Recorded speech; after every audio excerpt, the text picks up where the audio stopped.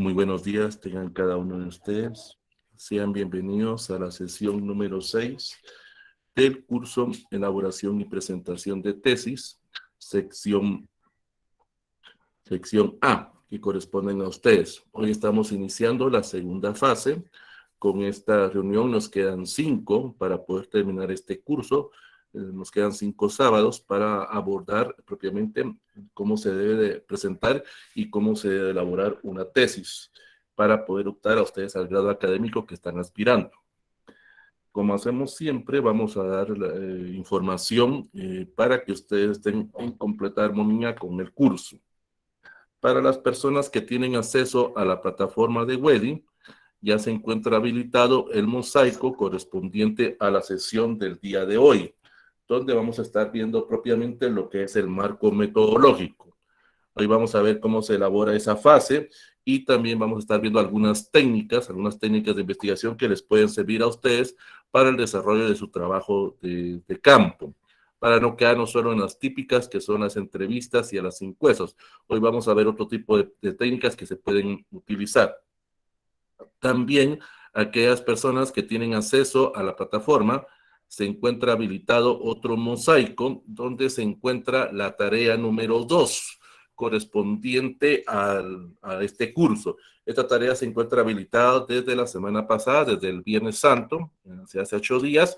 Propiamente tienen toda esta semana, no se preocupen, tienen todo el día de hoy, mañana domingo, tienen toda la semana para hacerla, no se preocupen, algunos ya la han hecho, propiamente. La tarea consiste en lo siguiente: tienen que elaborar su cronograma, el cronograma de actividades que ustedes tienen planeado para el desarrollo propiamente de su tesis. No sé qué tipo de diagrama vayan a utilizar ustedes, o sea, un diagrama de Gantt o un diagrama de Peirce. Esto ya dependerá de ustedes o cualquier otro tipo de diagrama que ustedes necesiten para la presentación de sus actividades. Quiero ver cómo ustedes se organizan, porque eso precisamente la otra semana vamos a ver eso, cómo se hace un cronograma para una elaboración de una tesis en ese sentido. Y la otra parte de la tarea consiste en que elaboren su presupuesto. Yo ahí les coloqué ciertas indicaciones en las instrucciones de la tarea. Vamos a imaginar que yo les estoy patrocinando su tesis y que a ustedes les voy a dar 10,000 quetzales. Recuerden que es una forma ficticia. Quiero ver en cómo se van a gastar ustedes esos 10,000 quetzales para elaborar sus tesis. Eso sí, por favor, quiero cuentas claras. Quiero un estado financiero estable propiamente de cómo ustedes van a gastar ese dinero para el desarrollo de su tesis. Y aunque yo no se los hubiera dado, o aunque ninguna persona les dé el dinero propiamente en ese sentido, ustedes mismos consiguieron ese autofinanciamiento, también tienen que detallar a través de un presupuesto cuáles van a ser esos gastos que ustedes tienen que incurrir. Ese presupuesto tiene que coincidir con el cronograma. Si en el cronograma ustedes tienen determinado que su tesis la van a hacer a un año o año y medio, pues el presupuesto tiene que estar elaborado a año y medio propiamente en ese sentido.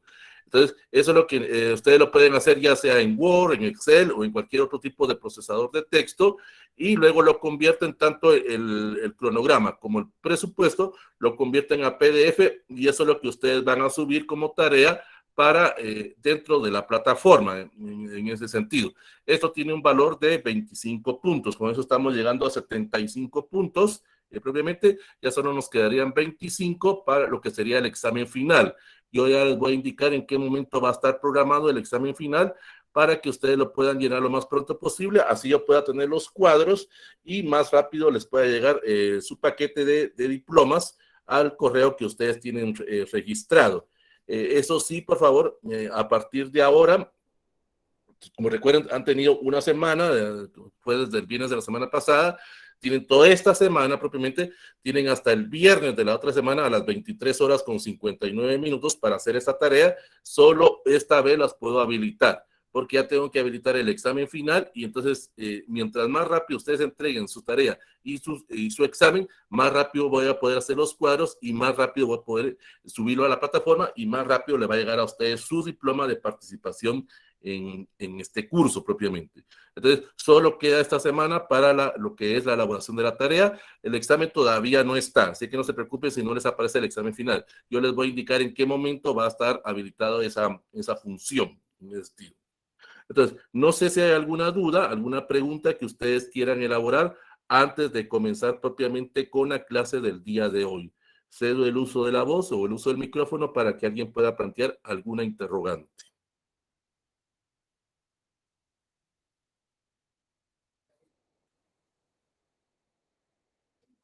Bueno, de todos modos voy a repetir la información al finalizar la clase. El día de hoy vamos a ver propiamente, nos corresponde la sesión número 6, en este sentido, vamos a estar viendo propiamente lo que es, si estamos en el anteproyecto o protocolo o diseño de tesis, estaríamos abordando lo que es propiamente la tercera sección, el marco metodológico. Recuerden, haciendo una recapitulación, en la primera sesión vimos los diferentes tipos de trabajos que se presentan en las universidades para poder graduarse. Vimos lo que era un ensayo, un informe, vimos lo que era un artículo científico, una tesina, una monografía y una tesis. En la sesión número 2 vimos lo que era cuáles son los buenos elementos para escoger un buen tema de tesis, cuáles son los 10 errores más comunes que hace la gente para cuando elaboran su tesis y cuáles son las funciones del asesor, del revisor y del encargado de metodología y cuáles son los derechos y obligaciones que tiene el estudiante. En la sesión número 3 vimos lo que era propiamente el marco conceptual, donde vimos cómo se hace la justificación, antecedentes del problema, cómo se hace el planteamiento del problema, cómo se hace la delimitación y cómo se hacen los objetivos generales, específicos y temporales.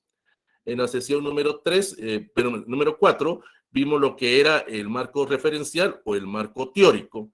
Y hace 22 días, pues estábamos viendo propiamente lo que es cómo se hace una hipótesis y cómo se operacionaliza. Entonces, hoy nos corresponde propiamente la tercera sesión, o la tercera sección dentro del anteproyecto, que sería el marco metodológico. Ahora, si usted está haciendo el informe final, esto vendría siendo el capítulo número 3, el marco metodológico. Eso es lo que vamos a estar viendo hoy.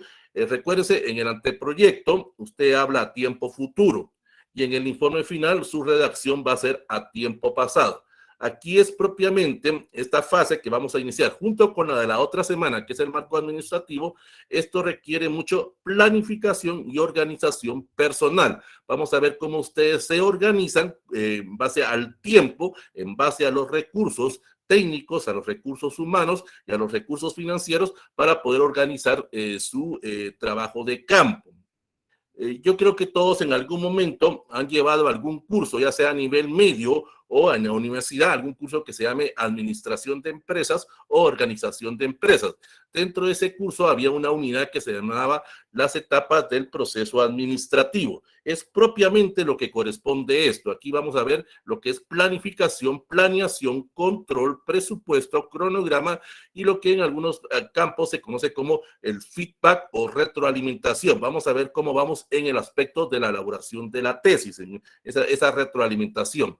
Entonces, esto requiere organización, planificación personal basada en el tiempo que ustedes tengan para el desarrollo de su trabajo.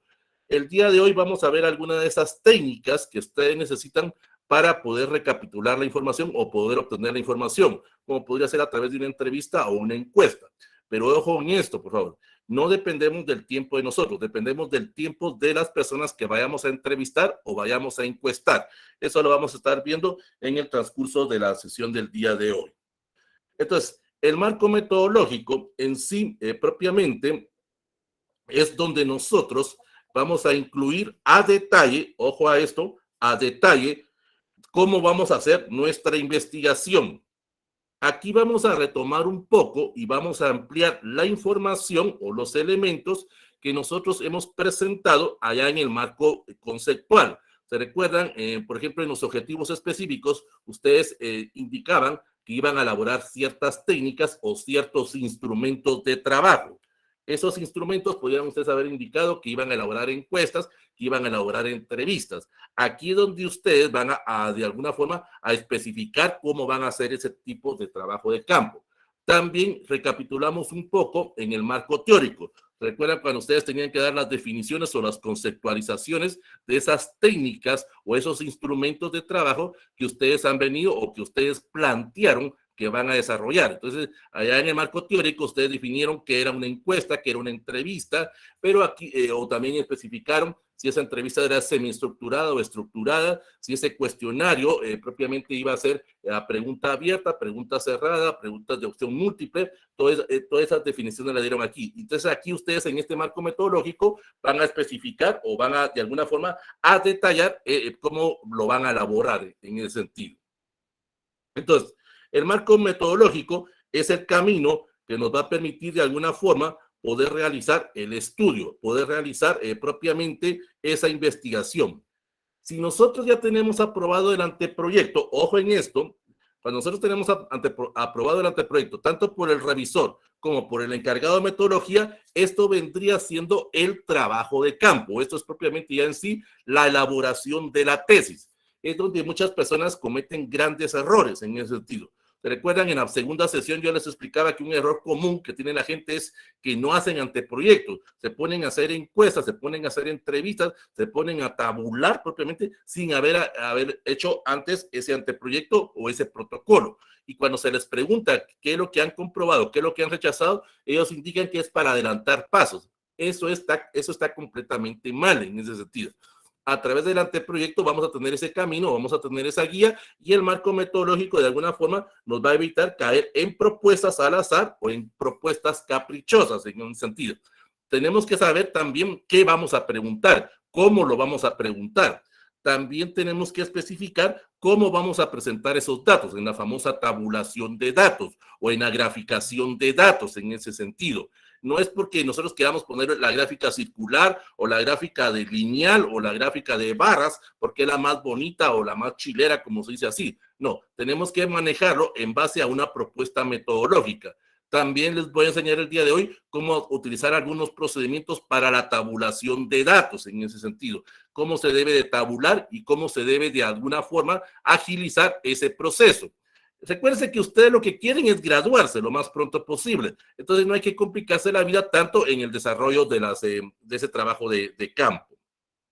Entonces, el marco metodológico en sí es donde vamos a tener todos los pasos, todas las técnicas o todos los procedimientos que nos va a servir de utilidad propiamente para presentar en forma ordenada, en forma metodológica y en forma científica todos los pasos que nosotros necesitamos para hacer nuestro trabajo de campo y para presentar los resultados, para tabular y para interpretar esos datos que estamos obteniendo. Y eso de alguna forma nos va a servir para cuando tengamos que hacer el informe final y cuando tengamos que presentar o defender nuestro punto de tesis o en nuestro examen público, esos resultados que estamos obteniendo o que obtuvimos a lo largo de este trabajo.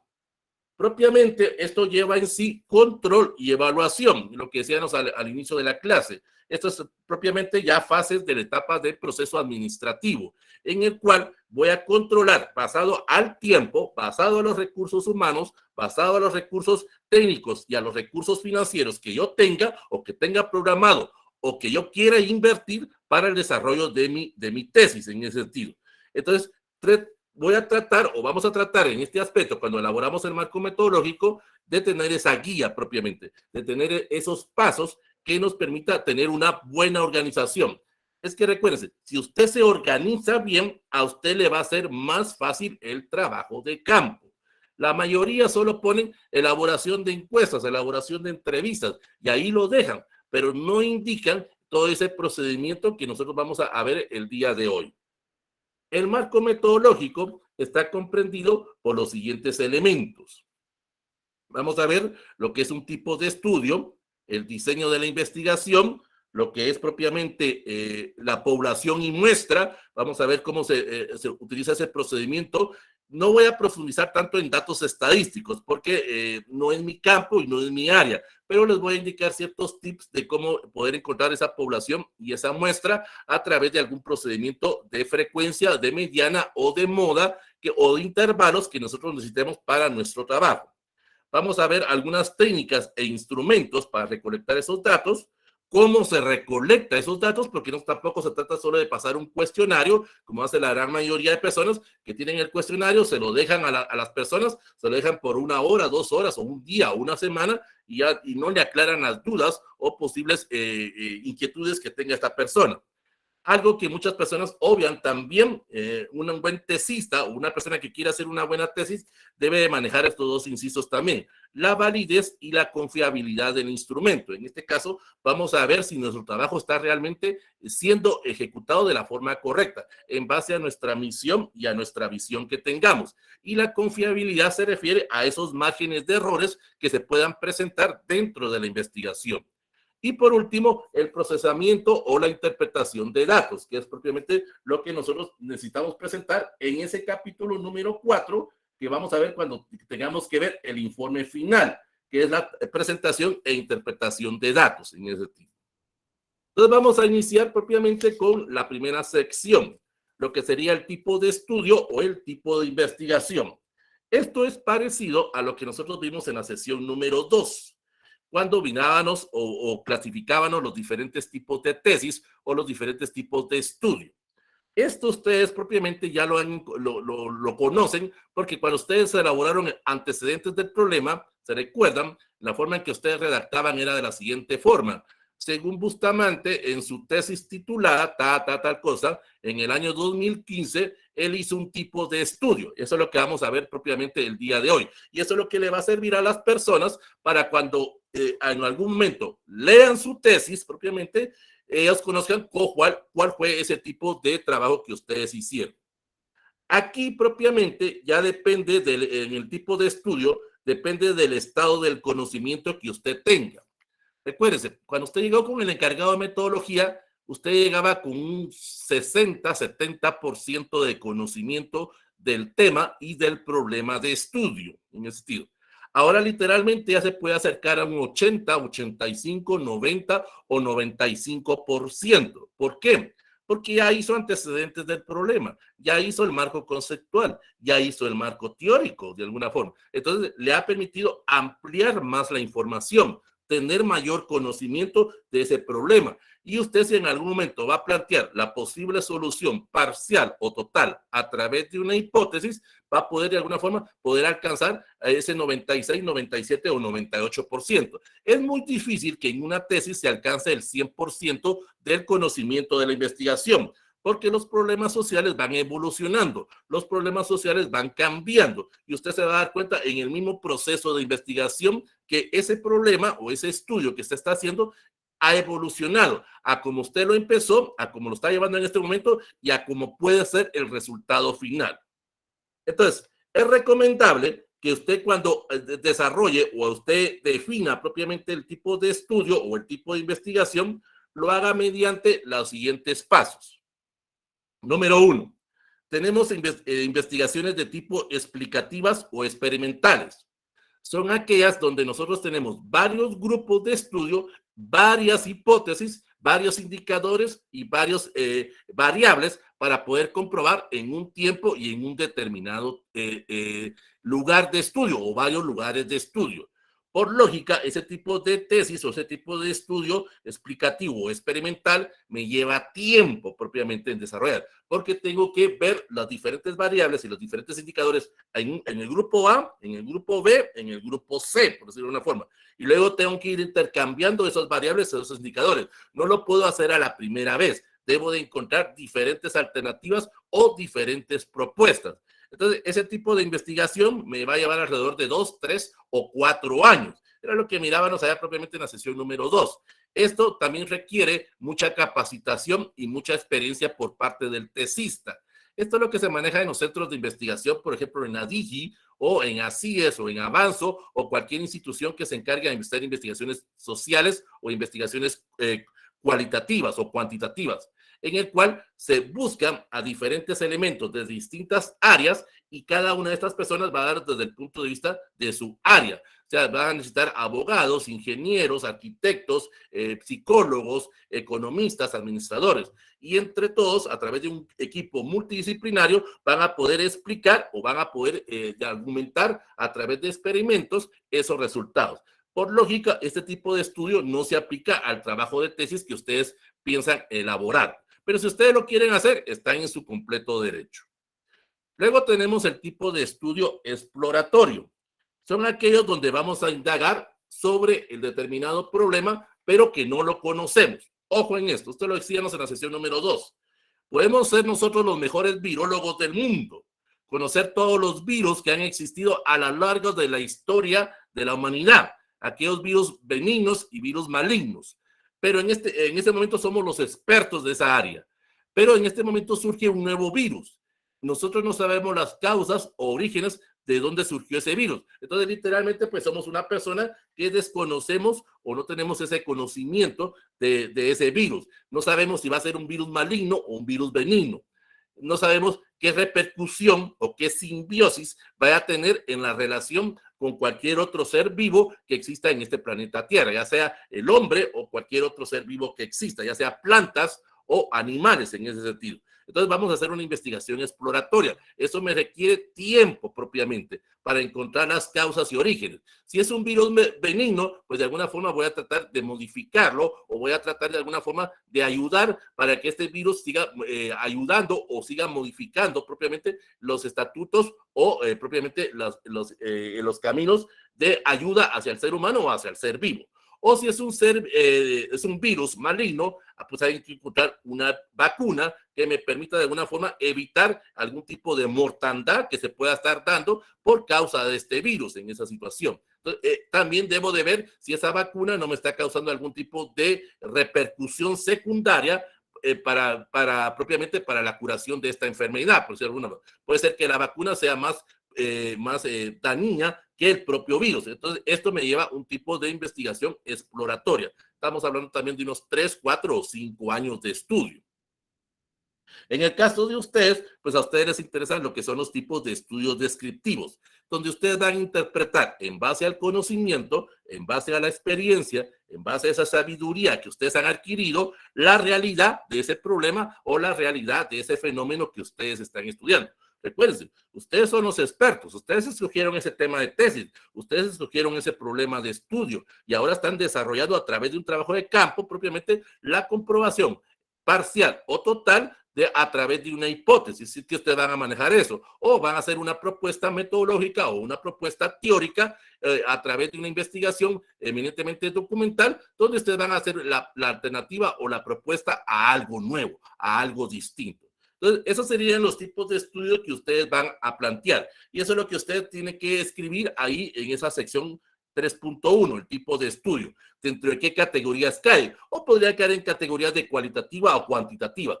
Dependerá de qué es lo que usted plantea, cuáles son sus objetivos, cuáles son sus metas y lo más importante, cuál es su misión y su visión hacia dónde usted quiere encaminar su proyecto de investigación. Luego tenemos los diseños de investigación o el método de investigación. En este apartado vamos a describir la forma en que vamos a utilizar para realizar ese trabajo de campo propiamente. Está conformado por conjuntos de aspectos que nosotros necesitamos desarrollar propiamente en ese sentido. Aquí propiamente es esto lo que nos va de alguna forma determinar esa correcta conducción de nuestros objetivos específicos y de nuestros objetivos temporales en ese sentido.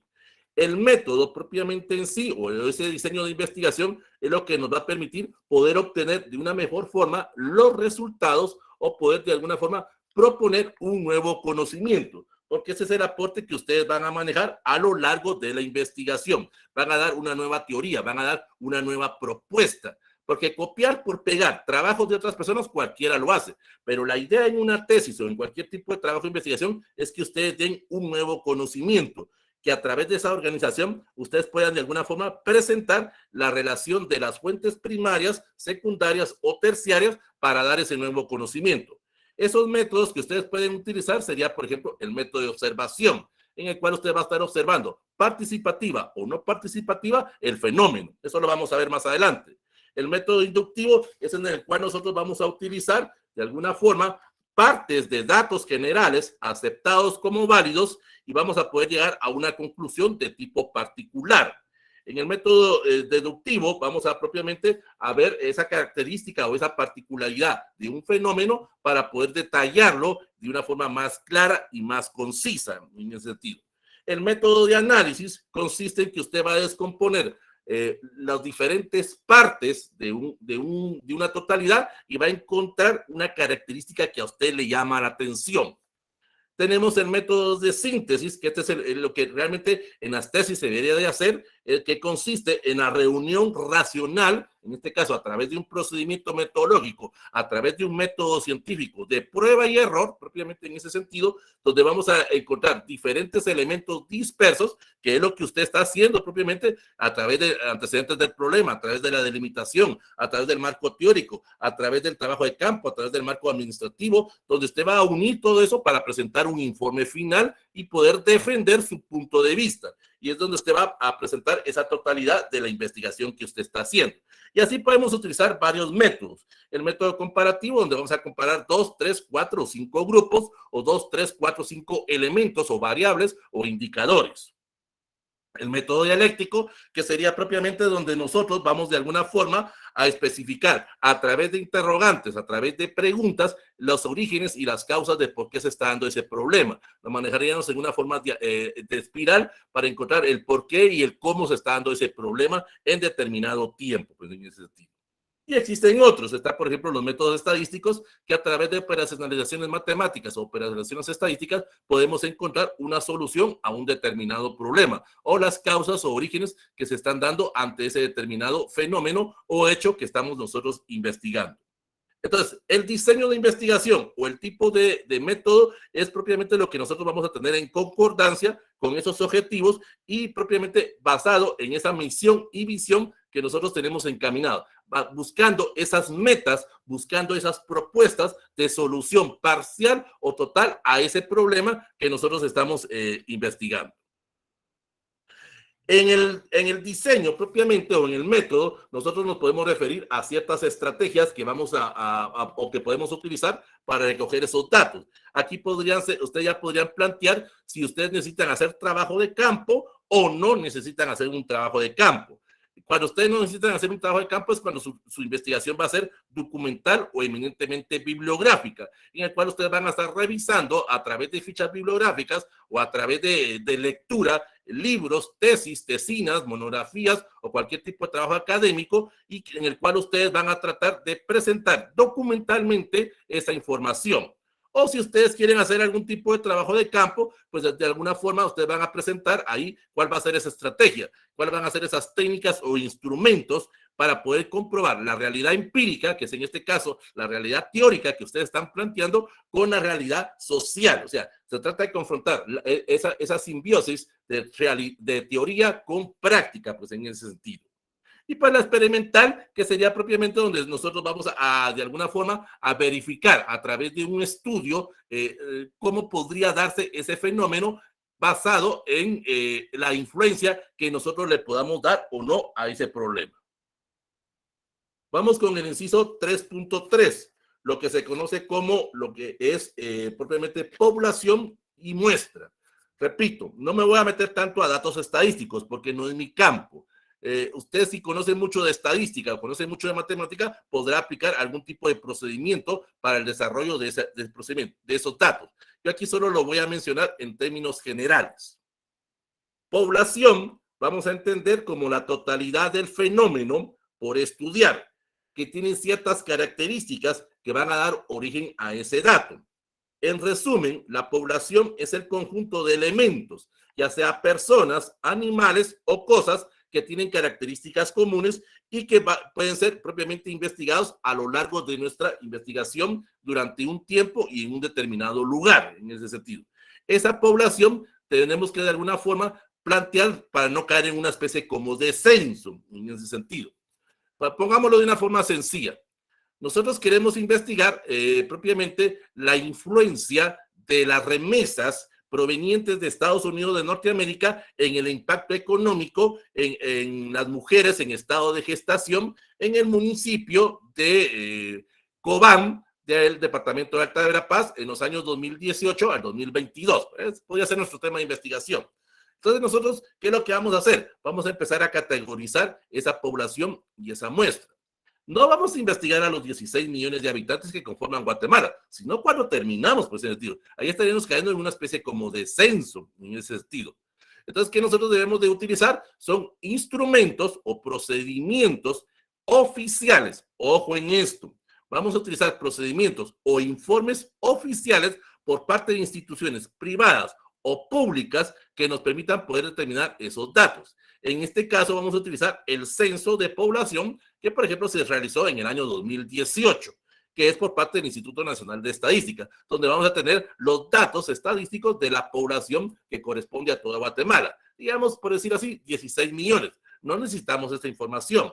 Necesitamos cuántos habitantes hay en el departamento de Alta Verapaz, por decirlo de una forma. Digamos que en el censo nos indica que en el departamento de Alta Verapaz hay 1 millón de habitantes. Ese millón es muy amplio propiamente. No necesitamos tanto esa cantidad de personas. Debemos de delimitarnos más a una área, que es en este caso el municipio de Cobán. Entonces vamos a verificar a través de los censos cuántas personas viven o cuántas personas conforman la población del municipio de Cobán. Por decir una cantidad, 100,000 personas. Dice bien, empezamos de 16 millones y ahora vamos por 100,000. Pero recuérdense, estamos investigando mujeres. Entonces, en este caso, voy a dejar por un lado a los hombres. Entonces, voy a ver cuántas personas conforman la población del municipio de Cobán, mujeres. Por poner una cantidad, 25,000 personas. Pero recuerden que estoy investigando las mujeres que están en estado de gestación. Entonces, tengo que ver cuántas personas estuvieron en estado de gestación en el año 2018 al 2022. Y como todavía fui más claro y más específico, hasta por edades, recuerden que eso que especificamos hace 22 días, esos intervalos o esos indicadores propiamente, entonces de alguna forma me va a poder encontrar lo que se conoce como la muestra en ese sentido. Esa muestra es donde voy a encontrar ese subconjunto o voy a encontrar esa porción total que representa la conducta de ese universo en su totalidad. La muestra en sentido amplio es una parte pequeña de ese todo, que de alguna forma nosotros denominamos como población o como universo, y que a través de la muestra nos va a servir para representarlo. En este caso me interesan las mujeres de 25 a 35 años en estado de gestación en el municipio de Cobán del departamento de Alta Verapaz, a través de la revisión oficial, que podría ser a través de censos o datos estadísticos, como podría ser ir a revisar los expedientes médicos a los hospitales, a los centros de salud, me va a poder determinar esa muestra, que podría ser, digamos, 25 o 30 personas, en este caso mujeres. Dice bien, de 16 millones nos puede ahora reducir a través de un procedimiento estadístico a 25 o a 35 personas. Y eso es lo que nosotros vamos a hacer en nuestro trabajo de campo, probablemente. No necesitamos entrevistar o encuestar a tantas personas. Con que saquemos una muestra representativa a través de un método de selección en el cual nosotros podamos estandarizar propiamente esos métodos, como podría ser por género, por edad, por escolaridad, por nivel socioeconómico o cualquier otra forma que nosotros categoricemos para encontrar ese tamaño de la muestra. También podemos utilizar ciertos criterios para poder encontrar esa muestra, como podría ser una muestra simple, una muestra aleatoria, una muestra sistemática o una muestra estratificada. Eso es lo que ustedes deben de conocer o lo que ustedes les han enseñado a través de un proceso de los datos estadísticos, a través de esas frecuencias, a través de esa mediana, a través de esa moda. Por eso les digo, yo no voy a profundizar tanto en esto porque solo en eso ya sería propiamente un curso de cómo sacar esa muestra o ese universo que nosotros nos interesa. Con la muestra también nosotros estamos encontrando un criterio para calcular los elementos de estudio. O sea, no nos interesa toda la totalidad, nos interesa características propias que representen a ese universo. Puede ser que esa muestra en algún momento no esté siendo fehacientemente la representatividad del universo, pero eso es lo que nosotros vamos a hacer a través del trabajo de campo. Es ese riesgo que nosotros debemos de tomar como investigadores. Luego tenemos las técnicas e instrumentos que vamos a utilizar nosotros para la recolección de esos datos. Nosotros entendemos por técnica todo el conjunto de procedimientos o actividades ordenadas que nos van a servir propiamente para la recolección de la información y de los datos que vamos a hacer a través del trabajo de campo. Por ejemplo, dentro de las técnicas podrían estar la observación, la encuesta, la entrevista o el análisis documental. Ahí vamos a ver otras también, pero son las que la mayoría de personas acostumbran a desarrollar en su tesis. A través de las técnicas, nosotros vamos a cumplir los procedimientos que tenemos establecidos en esos objetivos. A través de eso vamos a poder nosotros ordenar las etapas del procedimiento de investigación. Aquí es donde caen los objetivos temporales que hablábamos allá propiamente en el marco conceptual. Ojo en esto, por favor.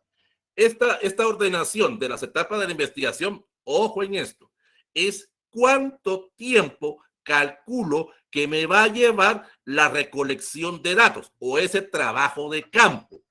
Solo la organización de este marco metodológico me puede llevar, solo planificarlo me puede llevar 1 mes a 2 meses. Ahora, ejecutarlo propiamente me puede llevar unos 3, 4 o 5 meses, haciéndolo bien, pues en el sentido.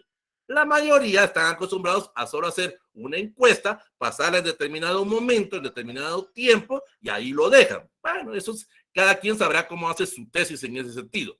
Es donde algunas personas a veces se molestan cuando se les da ese tipo de información. Es que dicen, es que sus tiempos son muy largos, sus tiempos son muy extensos.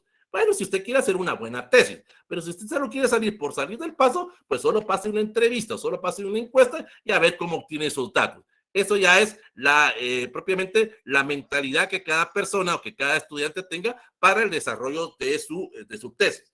Recuerde que el objetivo de este curso es que usted conozca, que usted se actualice. Ya sabrá usted si adecua o no lo que le estamos enseñando en este curso a su tesis, en ese sentido. Otro propósito que se tiene con las tesis, con las técnicas, es aportar instrumentos. Esos instrumentos son propiamente las herramientas que el investigador o que el estudiante o que el tesista va a utilizar para recopilar y obtener la información. Esos instrumentos podrían ser, por ejemplo, fichas bibliográficas, podrían ser fichas de resumen, cuestionarios, las entrevistas, las guías de observación o cualquier esquema de análisis o esquema de valores que ustedes vayan a manejar a lo largo. Las técnicas más comunes que se utilizan dentro de una tesis, que la mayoría de personas lo hacen, son las encuestas, donde van a obtener una información suministrada por un grupo o por una muestra propiamente que representa a esa totalidad de la población. Pero solo lo dejan así, pero no indican si esa encuesta va a ser oral o escrita, o va a ser una encuesta virtual, o va a ser una encuesta telefónica, o va a ser una encuesta propiamente a través de algún uso de alguna red social, por decirlo de alguna forma. Debemos de especificar de dónde vamos a obtener ese tipo de información. También en entrevista, ojo, y eso lo vamos a ver más adelante, vamos a ver si esa técnica de entrevista va a ser una investigación o un proceso interrogatorio, o va a ser un proceso de diálogo o un proceso de conservación.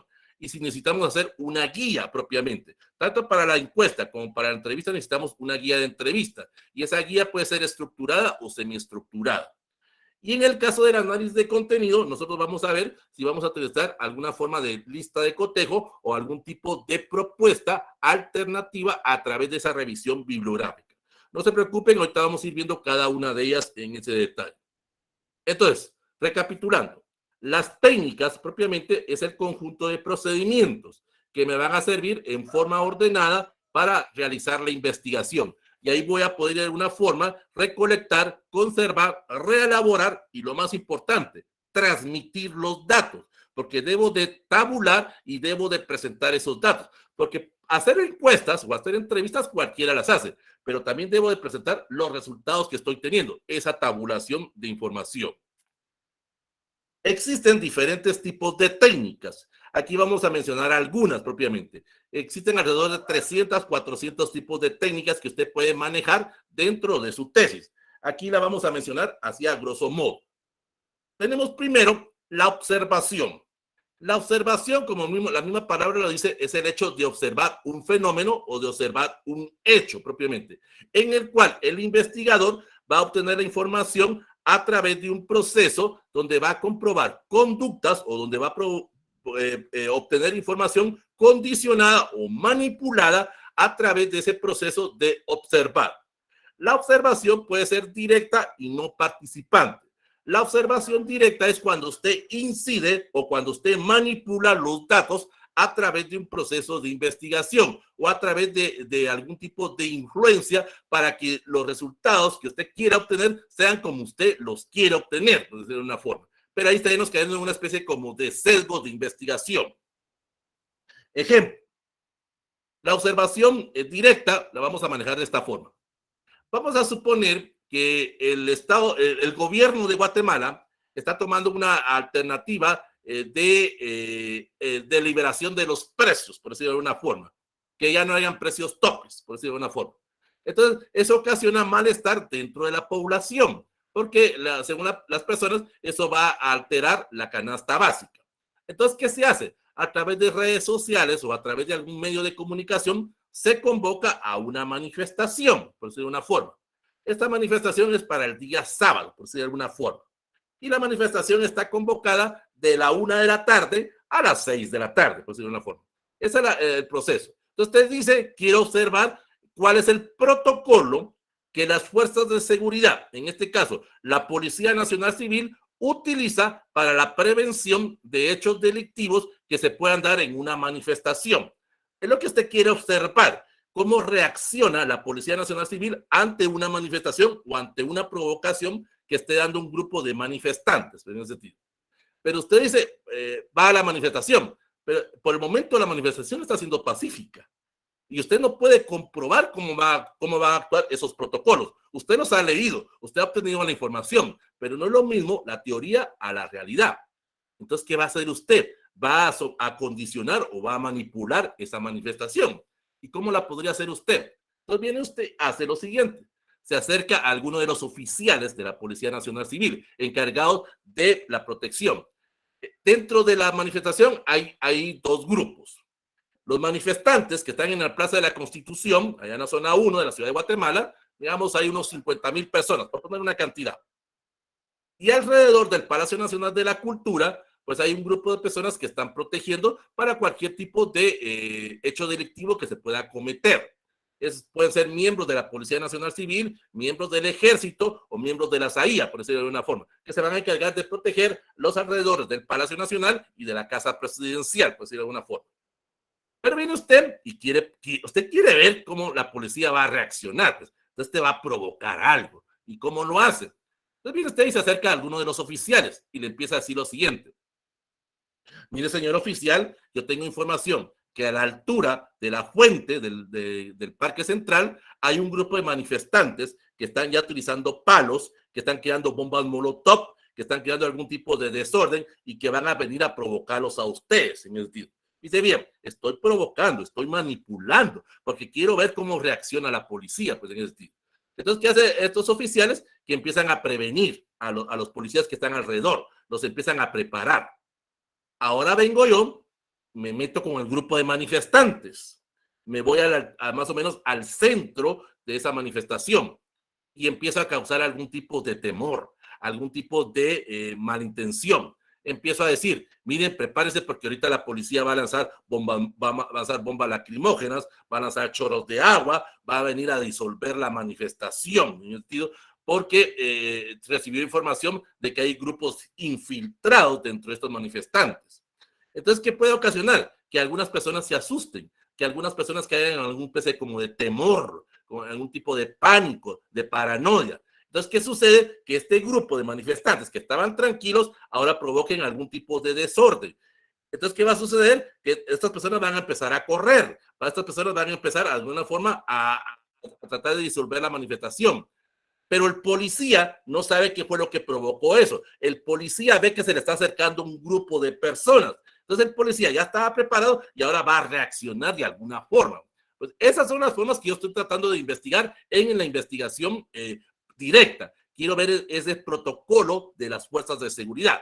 Claro, yo incidí pues, en ese sentido, manipulé esos datos, pero eso es un sesgo de investigación. Esto entre el área de ciencias sociales no se maneja, pero lo podría yo manejar a través de realidad virtual, en ese sentido, en el cual yo podría crear a través de un programa informático este procedimiento que yo les acabo de mencionar, para ver cómo reacciona la policía, cómo reaccionan los manifestantes y no provocarlo dentro de la vida real, porque eso de alguna forma estoy provocando tipo de daños a varias personas. Ahora, la observación no participante es lo contrario, es en el cual yo observo el fenómeno, pero no participo, sencillamente tomo información, tomo los datos, de cómo se está dando ese proceso o cómo se está dando ese fenómeno. Volvamos al caso de la manifestación. Digamos, la manifestación fue pacífica, fue tranquila. La gente empezó a irse a las 6 de la tarde. ¿Cómo se tenía predeterminado una manifestación? Son las 7 de la noche y hay poca gente ya. Pero los policías que están alrededor del Palacio Nacional no se pueden ir hasta que reciban una orden propiamente por parte de sus jefes, en el cual ellos puedan de alguna forma irse de ese lugar. Porque si se van en este momento están abandonando el trabajo, en ese sentido. Entonces no pueden irse hasta que no reciban una orden. Digamos, son las 10, 11 de la noche o las 12 de la noche. Y a estos jefes se les olvidó avisarle a estas personas que están protegiendo el palacio. Repito, ellos no se pueden ir, si no sería abandono del trabajo. Entonces, ¿qué sucede? Ya llevan alrededor de casi de 14, 16 o 18 horas de estar parados. No han almorzado, no han cenado, no han ido al baño. Y digamos que estuvo lloviendo, pues en ese sentido. Están cansados de estar parados, pues en ese sentido. Pero resulta que al otro día va a haber otra manifestación, por otro problema, por otra situación social que se está manifestando. Y esa manifestación es el domingo, a las 8 de la mañana. Pero nadie le avisó a estos policías que ya la manifestación se había disuelto. Pues ellos tienen que seguir ahí. Pues al otro día, son las 8 de la mañana, estos policías ya están cansados, ya están estresados, pues de alguna forma, porque los jefes no les avisaron. Ahí estamos viendo los aspectos de conducta o esa comunicación entre jefe y subalternos, por decir de alguna forma. Ahí hubo mala comunicación en ese sentido. Entonces, ¿qué sucede? Que cualquier mínima provocación por parte de estos manifestantes, recuerden que el policía está cansado. Ya va a cumplir 24 horas de estar ahí, pues en ese sentido. Entonces, con cualquier mínima provocación puede ocasionar algún tipo de incidente dentro de esta manifestación. Yo no la modifiqué, yo no la condicioné, sencillamente la estoy observando. Aquí fue mala comunicación entre jefes y autoridades, pues, en ese sentido. Entonces, eso sería la primera técnica, la observación. Vamos con la segunda, la entrevista. La entrevista es una técnica en la cual el investigador va a obtener la información en forma oral o escrita de una o varias personas, en forma individualizada, en el cual se le va a preguntar a estas personas creencias, actitudes, opiniones o valores relacionadas al problema de estudio que yo estoy investigando. Ojo en esto. Aquí dependo si ustedes van a utilizar este tipo de técnicas en su tesis, ustedes dependen del tiempo de la persona, no la persona depende del tiempo de ustedes. Aquí volvemos a lo que hacíamos al inicio de la clase, esa organización y esa planificación. Si yo quiero entrevistar al alcalde de tal municipio, quiero entrevistar a un diputado, a un ministro, o quiero entrevistar a un funcionario público o a una persona particular, soy yo el que tengo que ir a pedirle cita y tengo que pedirle tiempo a esta persona. Yo no le voy a decir, mire, le voy a venir a entrevistar mañana y está preparado. No, esta persona me va a indicar en qué momento es el más adecuado para hacer esa entrevista. Entonces, si yo estoy trabajando, tengo un trabajo formal, pues aquí es donde ya vienen los dilemas para hacer ese tipo de trabajo de campo, porque debo de haber planificado, debo de avisarle a mis jefes que tal día no voy a llegar porque estoy haciendo un proceso de trabajo de campo para mi tesis. No voy a llegar a hacer la entrevista sin avisarle a mis jefes. Eso requiere planificación para que los jefes en la empresa puedan de alguna forma detectar o de alguna forma delegar funciones a otro colaborador para que me suplanta mientras estoy haciendo ese proceso. Esto, repito, es planificación y organización. Es lo que muchas personas se les olvida hacer en este detalle. Entonces, la entrevista se puede catalogar de dos formas. Hay entrevista estructurada y entrevista semiestructurada. La entrevista estructurada es en aquella donde yo tengo un guión, propiamente, o sea, el famoso cuestionario. Aquí no sé qué tipo de preguntas vaya a hacer, si es una pregunta abierta, cerrada, en ese sentido, pero tengo que planificar, tengo que adecuarme al tiempo. Porque este funcionario o esta persona me va a decir, yo con gusto lo atiendo, pero solo lo puedo atender 15 minutos. Entonces, no voy a hacer un gran cuestionario cuando sé que solo tengo 15 minutos para preguntarle a esta persona. Entonces, ese guión o ese cuestionario va a ser de 1 a 2 preguntas, tratando de que en esas preguntas pueda obtener la mayor información posible. Entonces, van a ser preguntas cerradas en ese sentido. No voy a hacer una pregunta abierta porque no tengo tiempo. Esta persona me lo está diciendo. Yo lo atiendo con mucho gusto el próximo lunes a las 10 de la mañana, pero de 10 a 10:15. Solo tengo 15 minutos propiamente. Entonces, mis preguntas tienen que ser cerradas en ese aspecto. Ahora, si la entrevista es semiestructurada, también voy a llevar una planificación y un guión, o sea, un cuestionario. Aquí puede suceder lo siguiente. Yo he hecho previamente una cita, ya sea con el Departamento de Relaciones Públicas o con el Departamento de Atención al vecino dentro de la municipalidad. Por ejemplo, si yo quiero quiero entrevistar al alcalde o algún funcionario de la municipalidad. Entonces ellos me van a programar, en base a una planificación, el día de la entrevista. Digamos que tengo con el alcalde. Entonces el alcalde me va a decir, mire, yo con mucho gusto lo atiendo los días lunes. Lo puedo atender 3 lunes. Dice, bien, ya. Eso me significa que me debo de planificar durante 3 lunes. Y ellos me van a decir, o él me va a decir propiamente, yo lo puedo atender de 10 a 10:30, por ejemplo, pero durante 3 lunes. Él me va a decir propiamente el tiempo. Entonces, ahí voy a hacer mi planificación. Ya puedo hacer esa participación con el entrevistador manejando ciertos aspectos. Aquí ya tengo más tiempo. Pueden ser preguntas abiertas, pueden hacer a través de un diálogo. Pero ¿qué es lo que tengo que hacer? Aquí van ciertos tips que a usted le va a servir.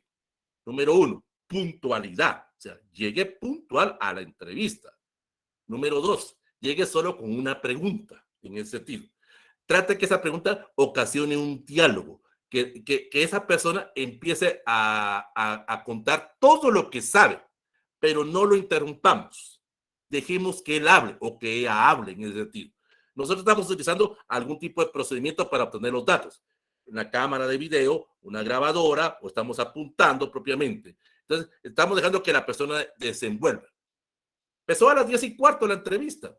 Y él o ella propiamente, con la pregunta que estamos haciéndole nosotros, o con esa pregunta inicial, él empezó a contar. Digamos, nosotros queremos investigar cómo es el procedimiento que la municipalidad utiliza para la recaudación del impuesto de YUSI en la suscripción de su municipio. Queremos ver cuáles son esas estrategias que la municipalidad como consejo está utilizando para la recolección de ese impuesto. Entonces dejamos que el alcalde nos cuente, pues, o el funcionario que estamos entrevistando nosotros, pero no lo interrumpamos, dejemos que él hable. Claro, si es aquellas personas que le gusta hablar, porque habrán funcionarios que, mire, disculpe, ¿cómo recaudan ustedes los impuestos? Por la ventanilla. Y ya no contestan nada. Pues. Entonces, ahí es donde yo me tengo que adecuar a ese tipo de procedimiento. Pero si él está hablando, dejémoslo. Pasa media hora, pasan 45 minutos, pasa 1 hora propiamente. En algún momento él se va a dar cuenta. Ay, mire usted, disculpe, yo solo le iba a atender media hora, pero mire, llevamos 1 hora de trabajo. Continuemos el próximo lunes. También usted dice, muchas gracias, señor alcalde, muchas gracias, señor gerente de municipalidad, o no sé cuál es el grado académico que él o ella tenga. Mil disculpas, no fue mi intención causarle este proceso de quitarle su tiempo, pues, señor. O sea, también sea agradecido, pues, en ese sentido. Entonces viene usted y el próximo lunes, la segunda pregunta o la tercera pregunta que usted vaya a hacer es ¿dónde se quedó la vez pasada? ¿Dónde se quedó hace 8 días? Ahí es donde usted va a continuar con ese diálogo propiamente. Y así podría ser para el tercer lunes. Por eso repito, la entrevista semiestructurada o la entrevista estructurada debe de llevar una planificación, debe de llevar un guión en ese sentido. No dependo del tiempo mío, dependo del tiempo de esas personas a los cuales voy a entrevistar en ese sentido. Bueno, vamos ahora con la encuesta. La encuesta propiamente es un procedimiento que me va a permitir obtener cuestiones o explorar a través de aspectos subjetivos basados en un tiempo, en un lugar, la información de un número considerable de personas. En este caso, la encuesta, a diferencia con la entrevista, es que en la entrevista tengo datos de 1 o 2 personas. En la encuesta puedo tener información de un grupo amplio, pues, en ese sentido. ¿Qué es lo que nosotros debemos de manejar a la hora de hacer la encuesta? Primero, pues volvemos al aspecto de la planificación. Debemos de indicar cuánto tiempo nos va a llevar a hacer esa encuesta o a hacer ese cuestionario a través de ese conjunto de preguntas. Ese conjunto de preguntas pueden ser abiertas, cerradas, de falso o verdadero, de opción múltiple o de complementación. No sé cómo yo lo haya planteado, ojo, allá en las técnicas, o cómo lo haya planteado en el método, o cómo lo haya planteado en el tipo de investigación. Para eso me sirvió aquella fase, pues en ese sentido. Entonces aquí yo voy a presentar los propósitos que hago con ese tipo de cuestionario. Reglas básicas para hacer el cuestionario de encuesta. Que las preguntas sean comprensibles, que las preguntas sean claras. No voy a preguntar cosas íntimas.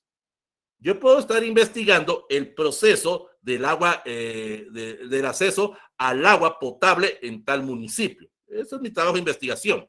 Yo puedo preguntar, ¿tienes agua potable en tu casa? ¿Sí o no? ¿Cada cuánto tiempo recibes el agua? Por ejemplo, eso puedo preguntar yo. Pero hay algunas personas que hacen esto. ¿Cada cuánto te bañas? ¿Eso de qué me sirve, pues, propiamente? O algunas personas hasta son más, de alguna forma, más, hacen preguntas más íntimas todavía. Cuando te bañas, ¿te lavas tus partes íntimas? ¿Qué va a ocasionar? Que las personas se molesten en ese sentido y que las personas ya no continúen con el proceso de investigación, que ya no continúen con ese cuestionario. Se molestaron y tienen razón, pues, en ese sentido. O sea, mis preguntas deben ser las más sencillas, deben ser de fácil contestación, tratando de no incomodar a las personas.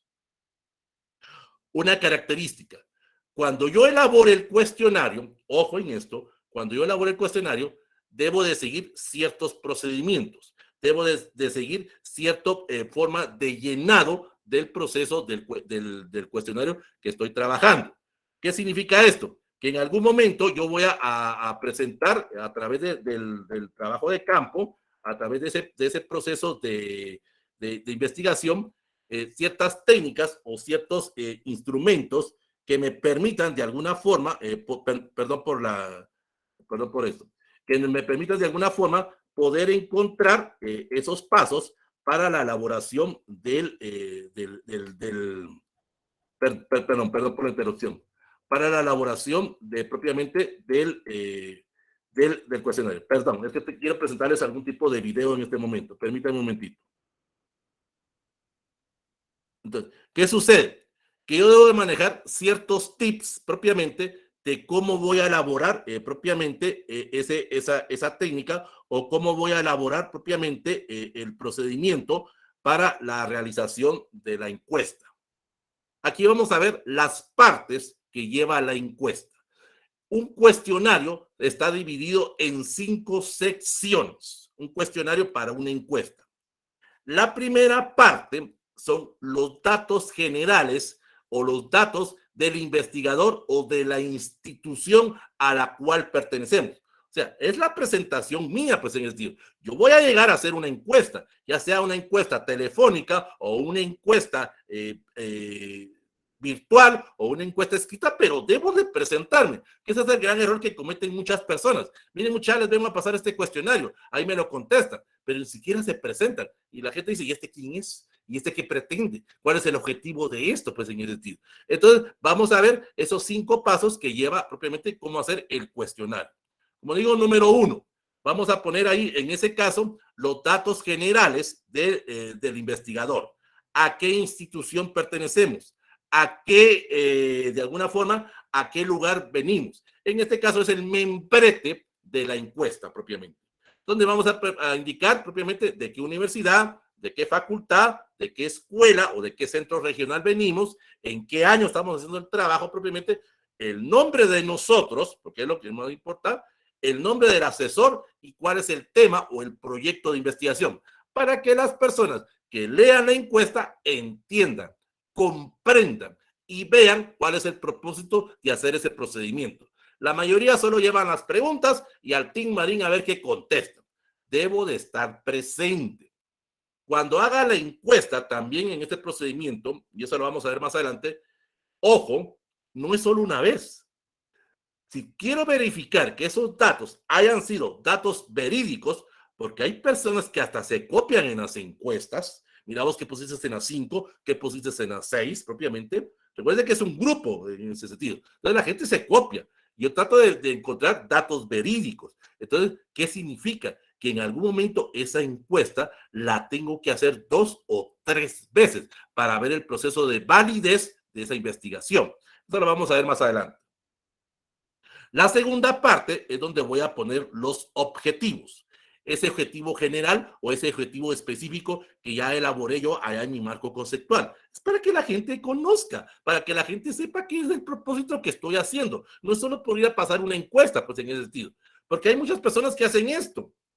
Miren mucha, por ejemplo, miran las clases presenciales. Se van a meter a un salón de la universidad, digamos al salón del primer semestre. Miren muchachos, yo soy de tal carrera, quisiera que por favor me llenara tal cuestionario. Y pum, se lo dejan ahí y se van. Y regresan a la media hora o regresan a los 45 minutos. ¿Qué sucede? Que algunas de estas personas se pueden ir y se llevaron una boleta. Y cuando yo necesite tabular los datos, no me van a coincidir propiamente las encuestas que yo he presentado con las encuestas que tengo. Ahí pueden haber márgenes de errores en ese sentido. O lo que decían, algunas personas tienen ciertas dudas en ese sentido. Miramos, yo no entiendo tal pregunta que hay que poner ahí. Pero es que debemos de estar presentes, o como dicen los norteamericanos, face to face, cara a cara, pues en ese sentido, para explicarle a las personas. Y a través de eso vamos a hacer el procedimiento número 3 o la tercera fase, las instrucciones. Debemos de indicarle a las personas cómo llenar los datos, pues en ese sentido. Es como cualquier examen, pues en ese sentido. Pero recuerden, la gran mayoría de personas en Guatemala no leen instrucciones en ese sentido.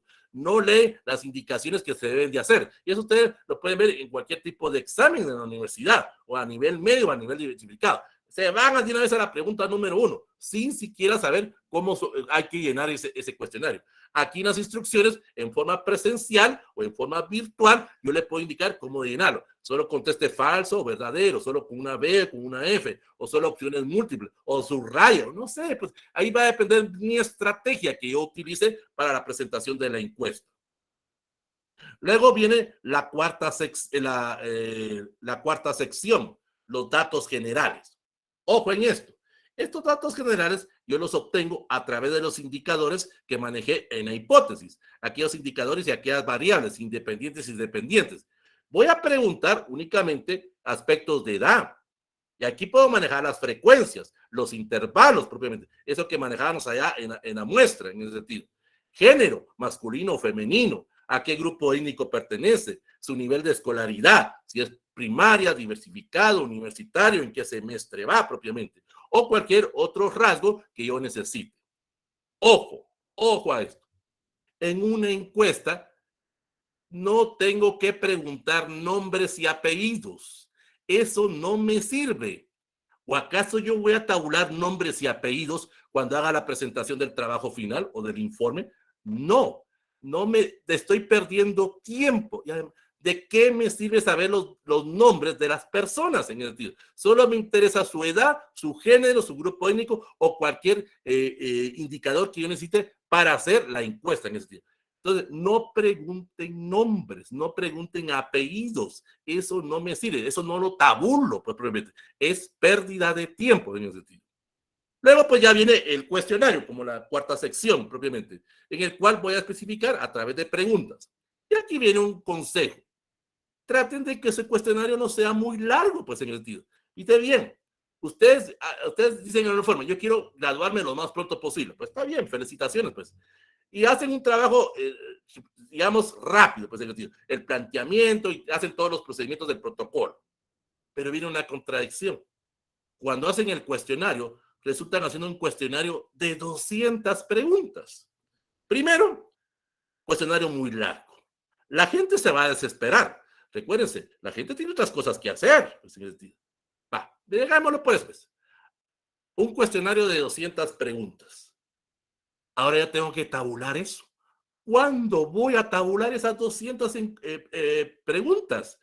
Y yo quería graduarme lo más pronto posible. Yo soy mismo el que me estoy complicando la vida en ese sentido. Entonces, mi cuestionario tiene que manejar unos ítems o unas preguntas entre unas 10 a 15 preguntas, tratando de encontrar los datos más generalizados, los datos más parciales o totales de lo que yo pretendo investigar. ¿Para qué voy a manejar un cuestionario tan largo? Pues Pero eso ya es cosa ya de ustedes, si usted quiere manejar ese tipo de cuestionario de 50, de 75 o de más de 100 preguntas. Y el último apartado es el agradecimiento. Démosle las gracias a la persona. Démosle las gracias, perdón, a esa persona por el tiempo que tuvo. No sé cuánto tiempo le haya llevado a hacer ese cuestionario, ya sea que lo haya escrito o nosotros lo hayamos llenado porque hemos estado cara a cara con esa persona propiamente, pero eso requiere tiempo. Hay que ser agradecido, hay que ser de alguna forma educado con estas personas. Porque ¿qué hace la mayoría? Bueno, muchachos, ahí me contestan en este cuestionario, vengo a la media hora, recojo los cuestionarios y ni siquiera las gracias les doy, pues. Para la próxima vez ya no me va a querer contestar un cuestionario. Ni siquiera dio gracias, por lo menos. Hay que ser, en ese sentido, agradecido con las personas, en ese aspecto. Vamos ahora con otra técnica. Los tests. Esto se maneja mucho en el área de psicología. El test es una prueba que me va a permitir a través de un comportamiento que voy a observar de un individuo o de un grupo, propiamente comportamientos habituales o comportamientos significativos.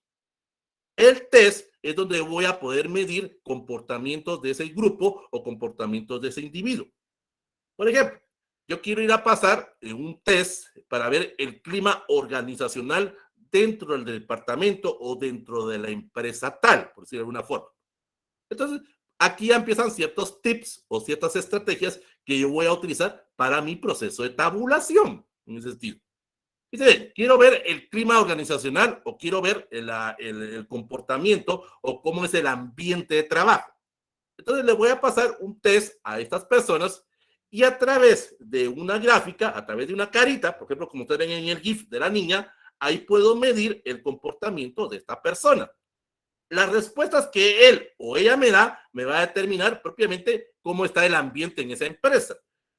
Cuando yo tabule, ya no voy a ver las respuestas, ya no voy a ver esos círculos que él o ella ha llenado. Sencillamente veo la carita. Si la carita está feliz, pues él se siente feliz en esa empresa. Si me hizo una carita de enojado, pues tiene algún tipo de problema en esa relación de trabajo. O una cara de tristeza o una cara de empatía, por decirlo de alguna forma. La misma gráfica me podrá determinar el proceso de tabulación. Si yo estoy pasando 50 encuestas, o perdón, 50 tests, estoy pasando 50 tests, pues solo miro las caritas, miro las respuestas que propiamente me están dando, pero no leo cada una, porque si no, ¿cuándo voy a terminar? Pues en ese sentido. Pero aquí sucede algo, que hay personas dentro de determinada institución o dentro de determinado grupo al cual se le va a pasar ese test que ya están predeterminados a responder. Eso usted lo puede ver, por ejemplo, cuando usted va a un asentamiento. Otro investigador, otro tresista que nos viene a pasar encuestas aquí. Ya sabemos qué nos van a preguntar. Entonces la gente ya viene condicionada a responder. En este caso, por ejemplo, si es un colaborador dentro de una empresa y el título del test dice felicidad, entonces voy a decir, bueno, me están preguntando de la felicidad en la empresa, pues yo ya sé cómo contestar y voy a hacer una carita. A veces ni leen las preguntas, a veces hacen el dibujo propiamente para salir lo más pronto posible. Porque recuérdense, a la gente no le gusta estar llenando tanto test, más si son aquellos test largos, por decirlo de alguna forma. Esto va como un consejo para los de psicología. No hagan test muy largos en ese sentido. Ahora, si ustedes ya tienen determinado el tiempo y es parte dentro de la institucionalidad o parte dentro de la política de la empresa hacer ese tipo de test, eso es otra historia. Cuando manejemos los test, debemos de manejar dos aspectos. Mencionar los derechos de autor. ¿Qué significa? ¿Quién es el creador de ese test? No importa de dónde lo hayamos obtenido nosotros, debemos darle los reconocimientos a esa persona, porque si no quedaríamos en aspectos de piratería. Y también aspectos de ética, lo que les decía cuando vimos la encuesta. Tratar de no preguntar cosas íntimas, tratar de no preguntar cosas personales, pues en ese sentido. Estoy viendo comportamientos, pero no quiero cosas detalladas, pues en ese sentido. Pero eso ya dependerá del interés que usted tenga, pues en ese sentido. Bueno, vamos con otra técnica, el experimento. El experimento, esto en algún momento a ustedes se los han hecho en la universidad, o usted lo puede aplicar como una técnica para hacer su tesis. El experimento es la forma en la cual voy a obtener la experiencia o voy a obtener determinados datos en consecución a una alteración o a una modificación deliberada, ojo, deliberada por parte del investigador. No es lo mismo que con observación. Ojo en esto. Quiero medir comportamientos, quiero medir aspectos éticos. Puedo hacer este experimento. Dice bien, pues. Imaginemos que estamos en una clase presencial. Estamos en el curso de Derecho Laboral, por decir algo así. El curso es de 7 de la noche a 8:30. Bueno, entonces viene el licenciado y da sus clases normales. Y viene el día de hoy y dice, bueno, jóvenes, se preparan porque el día martes vamos a tener nuestro primer parcial, nuestro primer examen. Dice bien, hay mucha gente que cuando escucha la palabra examen se sugestiona, se asusta, caen en paranoia, caen en una especie como de temor, que nos va a preguntar nuestro primer parcial y ahora qué voy a estudiar y si me va mal y mire qué va a venir, y empezamos con ese pánico en ese sentido. Pero es que ahora en la docencia ya no se manejan los exámenes, porque causa algún tipo de pánico o paranoia dentro de las personas. Hay otras formas de procedimiento para medir ese conocimiento adquirido a lo largo del proceso, pero eso es otra historia. Entonces, ¿qué sucede? Entonces viene y le dice, el examen va a ser el día martes. Va. Y llega el día martes. Yo creo que ustedes alguna vez se lo han hecho. Viene el licenciado y llega a las 7. Bueno, jóvenes, por favor, se sienta, vamos a iniciar el examen. Aquí cada uno de ustedes va a tener un examen y por favor, se los voy a repartir en este momento, lo ponen en forma volteada, no lo van a dar vuelta hasta que yo les indique. Vamos a ver primero las instrucciones de cómo llenar ese cuestionario. Así tendría que ser un buen catedrático. Entonces vienen y le pasó los 50 cuestionarios. Pues. Recuerden, cada uno tiene un cuestionario para cada uno de ustedes. Pues, en ese estilo. Entonces viene él y dice lo siguiente. Bueno, jóvenes, dice que aquí está su cuestionario, yo en este momento me voy a ir, los voy a dejar solos, porque dice que tuve que hacer mucho trabajo hoy, no he almorzado y no he cenado, voy a estar allá cenando donde doña Chonita, allá en el primer nivel, pues señores de ti. Entonces los voy a dejar a ustedes para que contesten su examen durante el periodo del curso. Yo vengo a las 8:15 para recoger los exámenes. Entonces vienen algunos y me van a decir, ¿qué persigue este licenciado? ¿Por qué nos quiere dejar solos? ¿Cuál es el propósito? ¿Cuál es el objetivo? Algunos van a pasar esa pregunta. Y los otros van a decir, vaya licenciado, no se preocupe, vaya a almorzar, vaya a cenar, si quiere yo le pago el almuerzo, le pago la cena también. Pues ahí estamos nosotros siendo diplomáticos. Pues, nosotros queremos que se vaya licenciado. Pues. Y se fue. ¿Qué hacen las personas? Como ya no está el gato, salen los ratones. ¿Y qué empezamos? Empezamos a copiarnos. El licenciado quería ver cuál era ese aspecto de ética de ustedes. Vamos a ver si ustedes se quedaban tranquilos. ¿Qué es lo que hace la gran mayoría? Pues van a buscar al más pilas, al más nerd de la clase. Pues, dice bien. Y vamos a copiar. Mira vos qué pusiste en el número 2, qué pusiste en el número 3. Y empezamos a copiar a ese compañero, que supuestamente es el compañero más pilas del grado, pues en ese sentido. Dice, no leímos las preguntas. Bueno, a las 8:15 llega el licenciado, recoge los exámenes. Y al otro día de clases llega el licenciado. Bueno, jóvenes, les tengo ya información. Ya tengo revisado sus exámenes y ya los tengo calificados. ¡Hala, qué pilas ese licenciado! Ese licenciado es bueno para calificar. Dice que ustedes son 50.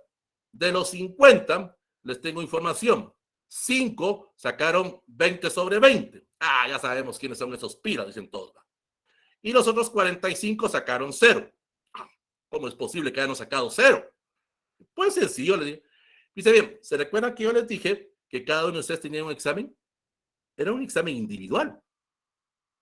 Pero como no leemos, como no nos informamos previamente, en ese sentido, cuando fuimos a copiar, no leímos la pregunta de nosotros con la del compañero. La pregunta de nosotros decía, menciónenos la historia del derecho romano.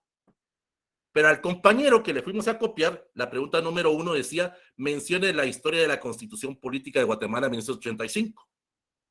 Cuando nosotros la copiamos, copiamos la respuesta a este compañero. Por lógica está mala, porque no coincide la respuesta con la pregunta.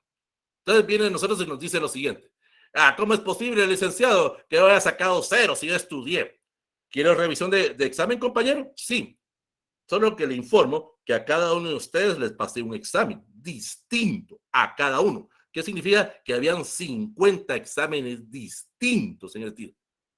Entonces te dice, no, ya licenciado, ya no va a pedir revisión de examen, ya sé qué es lo que pasó. Usted mismo se ha dado cuenta a través de ese experimento que usted no siguió las reglas en ese sentido. Ahí el licenciado verificó que usted como futuro profesional no maneja aspectos de ética, pues en ese sentido. Porque se copió y las respuestas no coinciden. Y usted va a aceptar que realmente es un 0 lo que usted sacó, porque no coinciden las respuestas a las preguntas. Pero vamos de otra forma. Hagamos otro experimento. Digamos el mismo licenciado, segundo parcial. Viene, el licenciado dice, bueno, jóvenes, aquí está, el examen es igual para todos. Bueno, ahora sí es para todos igual, sí. Pero dice que también me tengo que ir, voy a ir a cenar ahí abajo, es que no han almorzado ustedes. Y los deja otra vez solos. Él quiere ver otros aspectos de ética, quiere modificar otros aspectos de conducta en ustedes. Bueno, entonces, ¿qué sucede? Se va y empiezan todos a copiarse. Pero por lo menos ahora siquiera leyeron las preguntas, ahora las compararon. Pues. Ustedes sabían que son el mismo cuestionario, pues, pero por lo menos ahora las verificaron. Pues. Dice bien, pues, en San Carlos no se puede aplicar tanto esto. Ahí se van a dar cuenta por qué. Pero en las privadas sí. Pasó el examen. Al otro día ya tiene los resultados. Es que es el licenciado de pilas para calificar. Y de 50 que son ustedes, 5 sacaron 20 sobre 20. Pero tengo ciertas dudas con alguna de estas personas.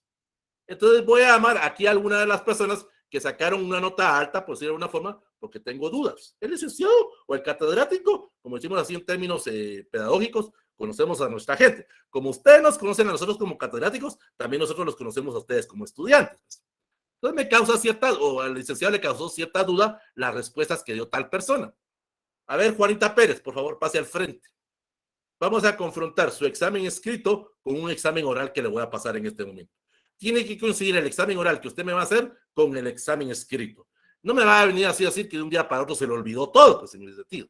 Entonces, lo que él le va a preguntar tiene que coincidir con el examen escrito. Es ahí donde verificamos si usted se copió o no. En la Universidad de San Carlos no se puede verificar esto, por una sencilla razón. En las privadas sí. Entonces viene usted y le dice, mire, hay compañeros que se copiaron. ¿Cómo es posible, licenciado? Usted no confía en nosotros. No, le dice el licenciado. Yo sé que algunos se copiaron, que Juanito le copió a Saulita, que Pedrito le copió a María. Pues, ¿cuáles son las pruebas, licenciado? La cámara de video. Y yo revisé la cámara de video y me di cuenta quiénes se levantaron y quiénes le copiaron a quiénes. Bueno, en la San Carlos no se puede porque no hay cámaras de video, pero en las privadas sí, pues en ese sentido, porque el grupo es más reducido, pues en ese sentido, y hay más seguridad, pues en ese aspecto. Entonces, no podemos alegar en ese sentido ignorancia ante la ley, en ese sentido, porque aquí está la cámara de video. Nosotros fuimos a copiarle, pues en ese sentido. Ese sería un experimento. Luego tenemos otra técnica, los estudios de casos. Esto se maneja mucho en el área de medicina y se maneja mucho en el área de derecho para hacer algún tipo de técnica de investigación. Por ejemplo, en medicina, los estudios de casos es donde voy a utilizar un método o una técnica propiamente para poder precisar la búsqueda o la indagación de la información. ¿Se recuerdan?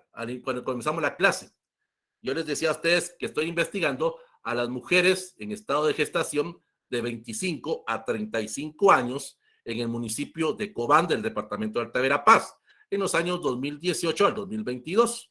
Y la muestra me salió de 25 personas, por decir algo así. Pues. Bueno, alguno va a decir, ¿cómo puedo investigar a personas en estado de gestación en el año 2018 si estoy ahora en el año 2022? Miren, no necesito hacer encuestas, no necesito hacer entrevistas. Me voy a ver el expediente médico, me voy al hospital, me voy al centro de salud. Son expedientes públicos, no se puede negar al acceso a esa información. Debo llevar un debido proceso pues, para tener esos datos.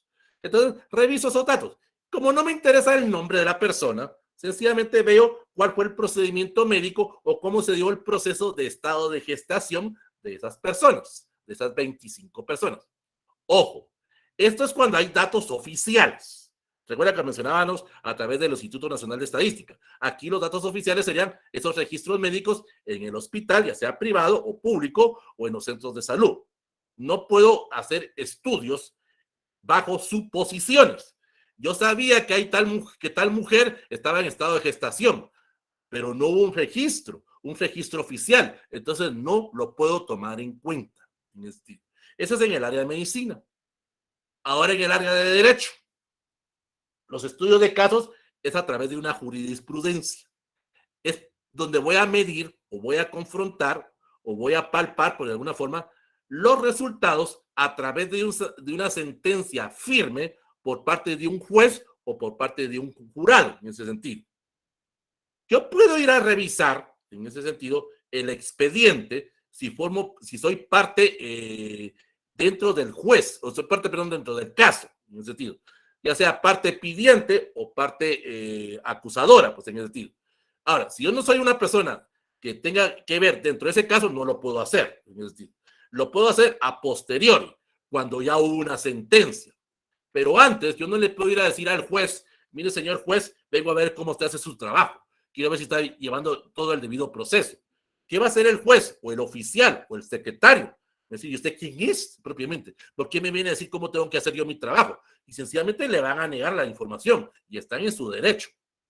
Los estudios de caso es cuando yo veo ya la jurisprudencia, ya veo la sentencia propiamente. Y leo y estudio propiamente por ese estudio de casos, en el sentido, cómo se dio esa sentencia firme, en ese sentido, por parte de ese juez o por parte de ese juzgado, en ese sentido, o por parte de ese grupo colegiado, pues en ese sentido. A veces se llevó el debido proceso. Ese es un estudio de casos que usted puede manejar para de alguna forma utilizarlo como una técnica de investigación propiamente para su tesis. Usted sabrá cómo la maneja. Viene otra, los grupos focales. Los grupos focales o los talleres focales propiamente es donde yo voy a obtener el espacio de un grupo de personas donde voy a pedir la opinión de estas personas, donde voy a obtener el sentir, el pensar o el vivir de cada uno de estos miembros de la institución propiamente, preguntándoles a través de alguna técnica o a través de algún procedimiento la información que yo necesite. Este método de investigación se va a centrar propiamente en la variedad de actitudes, en las experiencias y en las creencias, pero tiene que ser de alguna forma a través de forma anónima, en ese sentido. Porque si yo quiero ver cómo se da el comportamiento de la relación laboral entre colaborador y jefe, no puedo tener al mismo tiempo al jefe con el colaborador, porque puede de alguna forma caer en alguna especie como de suspicacia. El colaborador no va a querer dar toda la información. Entonces, tengo que encontrar algún tipo de estrategia o de comunicación para que el participante, en este caso el colaborador o cualquier persona que yo le esté aplicando ese taller focal, me pueda contar las experiencias. Recuerden que en cualquier tipo es que esto es como hacer una encuesta, por decirlo de alguna forma, solo que en forma de encuesta grupal, pues en el sentido. No necesito un cuestionario. Una forma que yo puedo utilizar para hacer un taller focal es a través de un buzón de sugerencias. Coloco ese buzón de sugerencias en determinado departamento y que las personas en forma anónima me expliquen lo bueno y lo malo que se está dando en determinada empresa. Por ejemplo, si yo estoy investigando el tema del acoso, el acoso laboral, y tengo información de que ciertos jefes se están aprovechando para pedir tipo de favores a algunas colaboradoras, pues no, de alguna forma quiero manejar esa confiabilidad, porque ojo en este caso, yo no soy juez, ojo en este caso, yo no soy juez, no puedo emitir una sentencia. Quiero verificar si hay algún proceso de acoso en esa empresa. Entonces voy a manejar esa confiabilidad en ese sentido. Entonces, de alguna forma, a través de ese taller focal, voy a poder determinar o voy a de alguna forma a encontrar la participación o el propósito que se persigue en esa investigación. Voy a establecer objetivos, voy a establecer un cronograma. Ojo, el cronograma me va a determinar en qué momentos y en qué lugares voy a hacer ese procedimiento. Dice bien, yo quiero pasar una entrevista o quiero pasar un taller focal o una encuesta a los 50 colaboradores que hay en determinada empresa. Y los dueños o los gerentes me apoyan en ese sentido. Yo tuve que planificar, en ese sentido, tuve que entregarles un plan estratégico, un diagnóstico, algo parecido a lo que hacen los de EPS, pues, es decir, un plan de diagnóstico a través de un plan de acción para poder hacer este taller focal, indicando qué días y qué hora voy a necesitar para poder reunir a este grupo. Tengo la reunión, por ejemplo, el día, digamos, el viernes, de 10 a 12 del mediodía. Eso es lo que ya tengo planificado. Debe de haber una persona que me ayude. Aquí lo que vamos a ver la otra semana. Necesito colaboradores, personas que me ayuden a hacer este tipo de trabajo. Va a haber un moderador. Esto podría ser a través de una mesa redonda, a través de un panel, a través de un foro propiamente, en el cual reúno a todas las personas para que puedan expresar o puedan dar sus puntos de vista. Pero sucedió lo siguiente. Yo había planificado que para tal día va a ser esa mesa redonda o ese taller focal para el día viernes. Hoy estamos a lunes y me manda a llamar el dueño de la empresa. Mire, Juanito Pérez, queremos felicitarlo, ya vimos su anteproyecto, ya vimos su planificación para el taller focal que usted quiere hacer, pero dice que hay un problema. ¿Cuál es usted? Usted quiere a las 50 personas al mismo tiempo, de 10 a 12 del mediodía. Nosotros queremos apoyarlo, nosotros queremos ayudarle a desarrollar su tesis porque eso nos va a ayudar a nosotros como empresa también. Pero dice que hay un problema. No le podemos dar a las 50 personas. ¿Por qué, ingeniero? ¿Por qué, licenciada? Es que si le damos a las 50 personas de 10 a 12, nadie va a poder atender a las visitas y nadie va a poder atender a los proveedores, porque usted va a tener a todos los colaboradores en un lugar. Tiene lógica lo que él dice. Eso fue mala planificación por parte mía. Entonces, ¿qué va a decir ellos? Mire, usted tiene 50 personas, le vamos a dar a 50 personas, pero por favor nos realiza 5 mesas redondas o 5 talleres focales. ¿Qué significa? Que ahora tengo que planificar otras 4 actividades. Ya tenía una, donde tenía las 50 personas, pero ahora no me las van a dar, porque no hay quien atienda a la empresa. Eso se ve mal, pues, en ese sentido.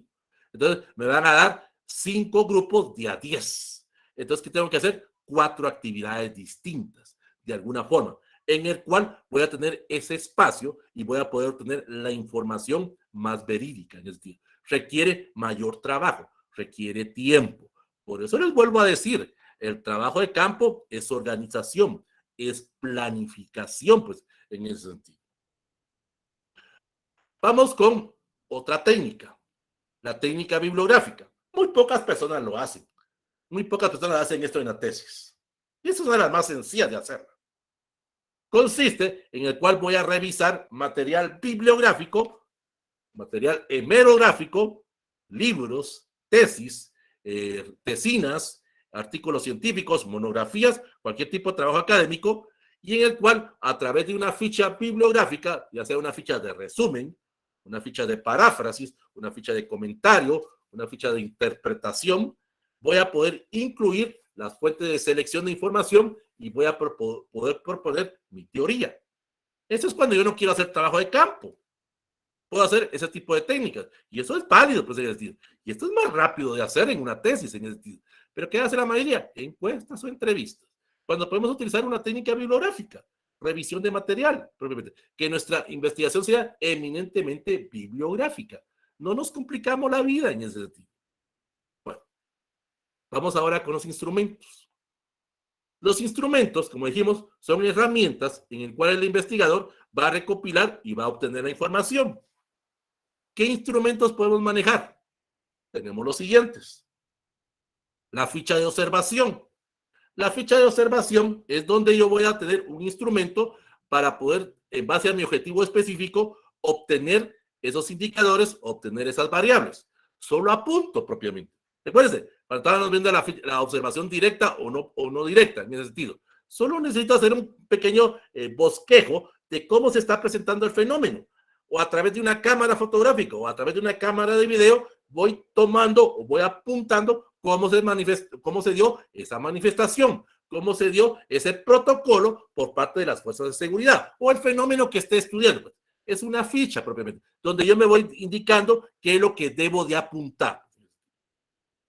Otro tipo de instrumento, esto lo maneja mucho en el EPS. el cuaderno de notas o el diario de campo, o lo que se conoce como el diario de bitácoras. El tesista también tiene que manejar esto. Ojo, ese diario de bitácoras. Es que miren, estoy planificando, pero debo de llevar un control propiamente. Hay que saber si estoy haciendo bien el proceso de trabajo de campo para ver si hay que hacer alguna retroalimentación. Muchas personas no hacen ese diario de campo o ese diario de bitácoras. En el EPS es indispensable hacerlo. También en la tesis se debe de manejar ese diario de campo, donde voy a apuntar todo, donde a través de una cámara fotográfica o una cámara de video tomo fotografías o videos de toda la situación que se presente para tener respaldo, para tener pruebas de que estoy haciendo el trabajo de campo. En algún momento, si estoy teniendo algún tipo de entrevista o teniendo algún tipo de trabajo de encuesta o cualquier tipo de técnica que maneje, a través de ese cuaderno o ese diario de campo, me va a tener ese respaldo de que realmente hice el trabajo. Porque hay algunos asesores que les causa dudas de cómo usted hizo ese trabajo de campo. Aquí es donde a algunas personas no les va a gustar esto. Dice bien, si presentamos esto a un asesor y es aquel asesor que solo está acostumbrado, mire, me pasa 10 encuestas y me pasa con 25 preguntas nada más, no me maneja otro tipo de técnica, pero usted viene como futuro profesional y le plantea estas otras alternativas, él va a decir, mire usted quién le dijo eso, dice que esa no me la sabía yo. Volvemos al mal asesor en ese sentido. El asesor está aquí para guiarme, para orientarme, para de alguna forma recomendarme qué es lo más adecuado para mi trabajo de campo. Pero hay asesores que, a saber, usted yo ni siquiera sabía que había grupos focales, y ni siquiera sabía que eran preguntas estructuradas o cuestionarios. Son aquellos malos asesores. Ahora, en el trabajo de campo puede suceder esto. Hay buenos asesores que lo van a acompañar a usted a hacer el trabajo de campo. Para eso hubo una planificación, para eso hubo una planeación. Y usted le informó al asesor. Mire, licenciado o mire, licenciada, hoy estamos a 23 de abril. Tengo planificado o tengo planeado hacer mi trabajo de campo para el 10 de mayo. No sé si usted me quiere acompañar en ese sentido. Usted por cortesía y por educación se lo dice al asesor. Entonces el asesor le va a decir, claro que sí, quiero ir a observar a usted cómo hace ese proceso de campo. Él va a observar, no le va a ayudar pues en ese sentido. Entonces él está observando y él está apuntando. Él está viendo todo el procedimiento. Ojo en esto, por favor. Si yo voy a hacer encuestas o voy a hacer cualquier tipo de trabajo de campo, debo estar con anticipación. Ejemplo, voy a pasar encuestas en determinada empresa a las 10 de la mañana. No voy a llegar a las 10. Tengo que llegar por lo menos unas 3 o 4 horas antes a organizar el evento. No significa que yo tengo que ir a barrer, no significa que yo tengo que ir a poner las mesas. Yo soy el organizador, soy el moderador. Para eso necesito colaboradores en ese sentido, que me van a ayudar a hacer ese trabajo de campo. Entonces, tengo que llegar a las 6 o 7 de la mañana para que el evento comience a las 10. La puntualidad dice mucho como persona profesional que es usted. Y usted lo puede ver en este curso. En este curso comenzamos a las 9 de la mañana. Nada que vamos a dar media hora o que vamos a dar la hora chapina. No, se comienza a las 9. Eso es lo que dice de un buen profesional. Entonces, ¿qué sucede usted? Que tiene ese apoyo de esas personas que le ayudan en ese sentido. Y también, ojo, el evento termina a las 12, pero yo me tengo que quedar 3 horas mínimo después del evento, porque a mí me dejaron el salón limpio, me dejaron el salón ordenado. Así tengo que entregarlo, pues en ese sentido. No quiero que a las 12 ya terminó las encuestas y que vengan a limpiar los de limpieza que para eso le están pagando. No ese es el proceso. Debo de dejar ordenado el salón para que posteriores trabajos que tengan que hacer, así me los entreguen. Porque si dejo sucio y desorganizado, ya no me van a querer apoyar en el lugar donde lo estoy haciendo. Ojo en esos detalles. Y los cuestionarios, esto es otro instrumento, es donde voy a poder obtener la información o los datos a través de la tabulación, que es lo que vamos a ver ahorita, donde vamos a poder clasificar y vamos a poder describir ese estudio que nosotros estamos propiamente desarrollando. Aquí debemos de tomar en cuenta algo, lo que se refiere a los aspectos de validez y confiabilidad. Muchas personas se olvidan de este detalle. La validez se refiere propiamente a ver si el instrumento o la técnica realmente está midiendo los resultados que yo pretendo. Esto es la retroalimentación, el feedback, como se dice de alguna forma. Hay que ver si esa técnica se adecua o no. Por eso me servía el asesor, o me va a servir el asesor. El asesor me está acompañando propiamente. El asesor me ha ayudado a la elaboración del cuestionario. Estuvo conmigo propiamente en cuando pasé las encuestas o pasé las entrevistas. O puede también utilizar el asesor esto. Mire, señorita, mire, por X o Y razón no la voy a poder acompañar. Usted va a pasar las encuestas tal día. Hágame un Facebook Live, por favor. Quiero que se conecte a su Facebook y me haga el proceso de grabación de cómo hizo usted esas entrevistas o cómo hizo usted ese proceso de encuestas. Eso es la validez, donde el encuestador, en este caso, el asesor va a verificar que usted hizo el trabajo de campo. Ese es el buen asesor, donde lo ayuda, pero le da la validez a usted de que realmente usted hizo ese trabajo.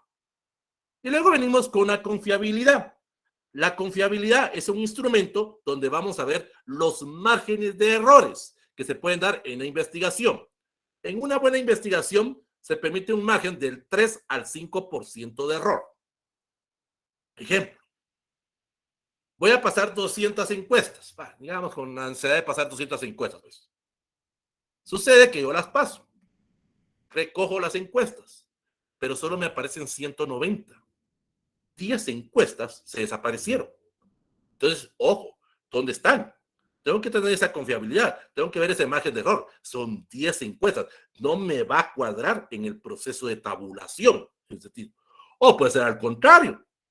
Entregué 200 encuestas y cuando las fui a recoger me aparecieron 210. ¿Cómo es que me aparecieron 10 encuestas de más? Ese es el margen de confiabilidad, los márgenes de errores. Tengo que tener entre un 3 a 5% de margen de confiabilidad para el proceso. También dentro de la confiabilidad debo de tomar en cuenta estos detalles. Ojo, para eso me sirvieron las pruebas piloto. ¿Qué sucede si yo estoy pasando encuestas, ojo, en un determinado lugar, en una determinada comunidad, y yo no había averiguado que esas personas no saben leer y escribir? ¿Cómo les voy a pasar un cuestionario cuando ellos no saben leer y escribir? O yo llevé el cuestionario o la boleta en español y resulta que ellos o ellas no hablan español, hablan mam, hablan cachiquel o cualquier lengua o idioma maya o garífona o chinca. Pues, eso es el aspecto de la validez y confiabilidad. Eso lo tuve que haber prevenido en ese sentido. O puede ser que dentro del grupo de personas al cual estoy trabajando, para eso recuérdense que cuando vimos el marco teórico, describimos al grupo. Ahí ya estaba diciendo ciertas características de ese grupo. Dentro de ese grupo hay una persona no vidente. ¿Cómo le voy a pasar a esta persona un cuestionario cuando no le utilicé un instrumento que para que le fuera más fácil? Tuve que crear un cuestionario a través de un sistema de braille, por ejemplo, en ese sentido, para que esta persona pueda contestar ese cuestionario, porque si no estoy cayendo en errores. No lo puedo descartar. Es que lo voy a descartar porque es una persona no vidente. Ahí cae un aspecto de discriminación, en aspectos de alguna forma, de discriminar a alguien por su aspecto de no visión. Pues, hasta me voy a meter a problemas legales pues, en ese sentido. Debo de manejar eso.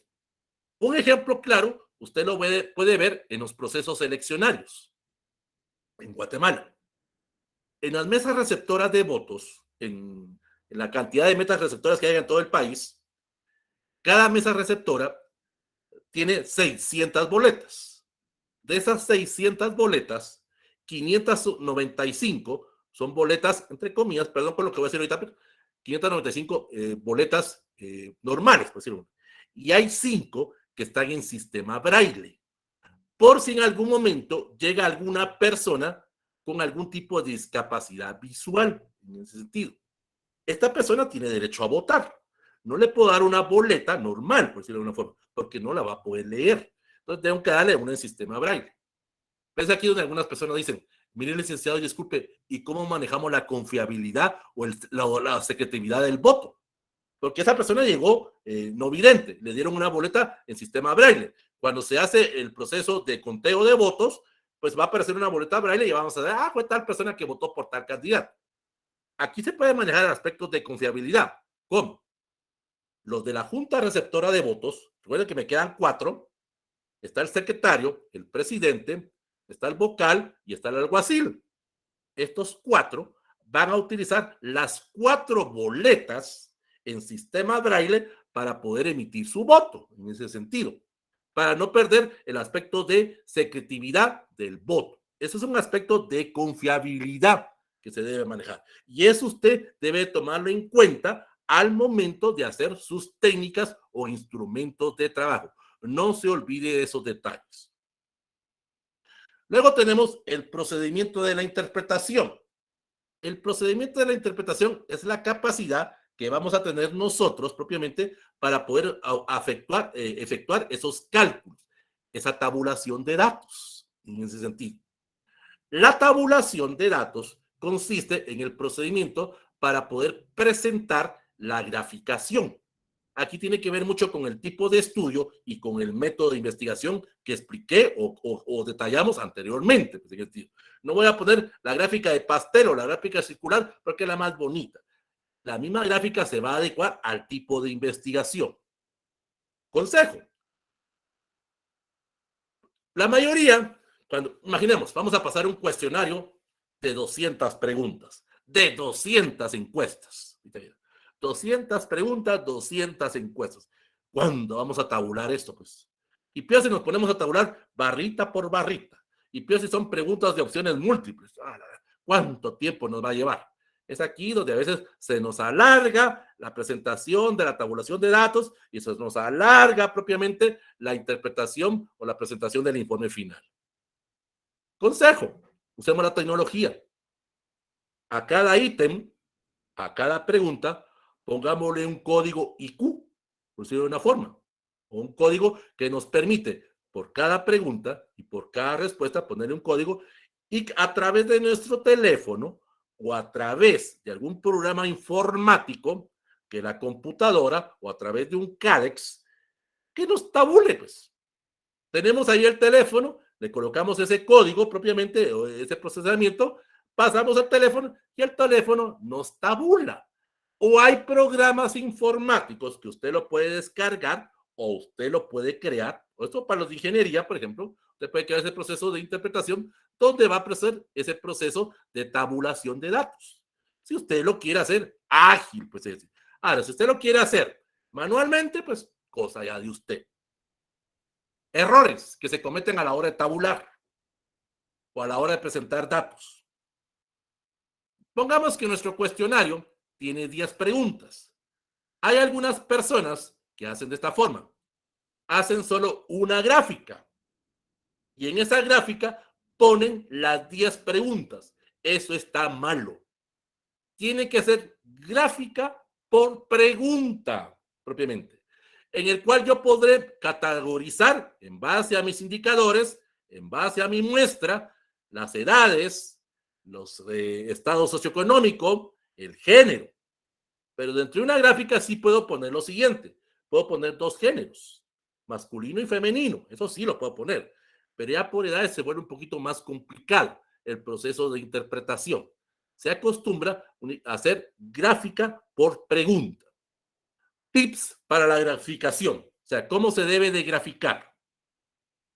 Número 1. El nombre de la gráfica es el nombre de la pregunta. Por cada pregunta que yo haga, va a ir la gráfica. Pregunta número 1. Digamos, ¿usted tiene acceso al agua potable en su casa? Pues esa sería la pregunta y ese sería el nombre de la gráfica. Número 2. La gráfica, propiamente. Ya sea gráfica circular, gráfica lineal, gráfica de barras o cualquier otro tipo de gráfica que yo maneje. Ojo, la misma gráfica tiene que ser para todos. No puedo hacer mezcla o remix o mix de diferentes gráficas. Una misma gráfica para todo en este proceso. Número 3. va a llevar la interpretación. ¿Cómo interpreto yo los datos? De 100 personas encuestadas, 75 corresponden a hombres que respondieron de tal forma y 25 responden a mujeres que respondieron de tal forma en las edades tales. Ahí estoy haciendo esa interpretación. Cuarto, cada gráfica lleva conclusión, donde estoy presentando los resultados finales de la gráfica. Ojo a esto. Si yo hago conclusiones por gráfica, estoy haciendo de una vez las conclusiones del informe final. Así de sencillo. Porque en el informe final presento las conclusiones de los resultados de la investigación. Aquí estoy haciendo dos trabajos al mismo tiempo. Como decimos, estoy matando un pájaro dos pájaros con una misma piedra, por decirlo de una forma. Debo presentar conclusiones por gráfica. Y las conclusiones de las gráficas son las conclusiones generales, pues en ese sentido. Lógico. Si mi cuestionario es de 200 preguntas, pues no voy a poner 200 conclusiones. Aquí ya puedo manejar mi método o mis técnicas que propiamente indiqué allá en el procedimiento anterior, cómo voy a presentar esa graficación. Aquí puedo yo unir la pregunta 1 con la pregunta 10, con la pregunta 40, con la pregunta 190, por decirlo de una forma. Y puedo sacar una conclusión de esas 4 gráficas, por decirlo de una forma, o de 5 o de 10 gráficas. Es mi forma de tabular, pues de alguna forma. Eso, ahí de alguna forma, yo me estoy agilizando mi proceso, pues en el sentido de tabulación de datos, en ese sentido. Consejo, las gráficas se hacen a blanco y negro, porque cuando las imprima, pues es lógico que si voy a utilizar una impresora y a color, se me va a ir más rápido la tinta. Y de todos modos, cuando yo presente el informe final y cuando haga mi tesis, propiamente, o sea, ese librito, va a ser a blanco y negro. Entonces, ¿para qué voy a utilizar colores? Pues en ese sentido. No es necesario utilizar a colores, pues en ese sentido. Pero si usted lo quiere manejar, es su tesis, propiamente.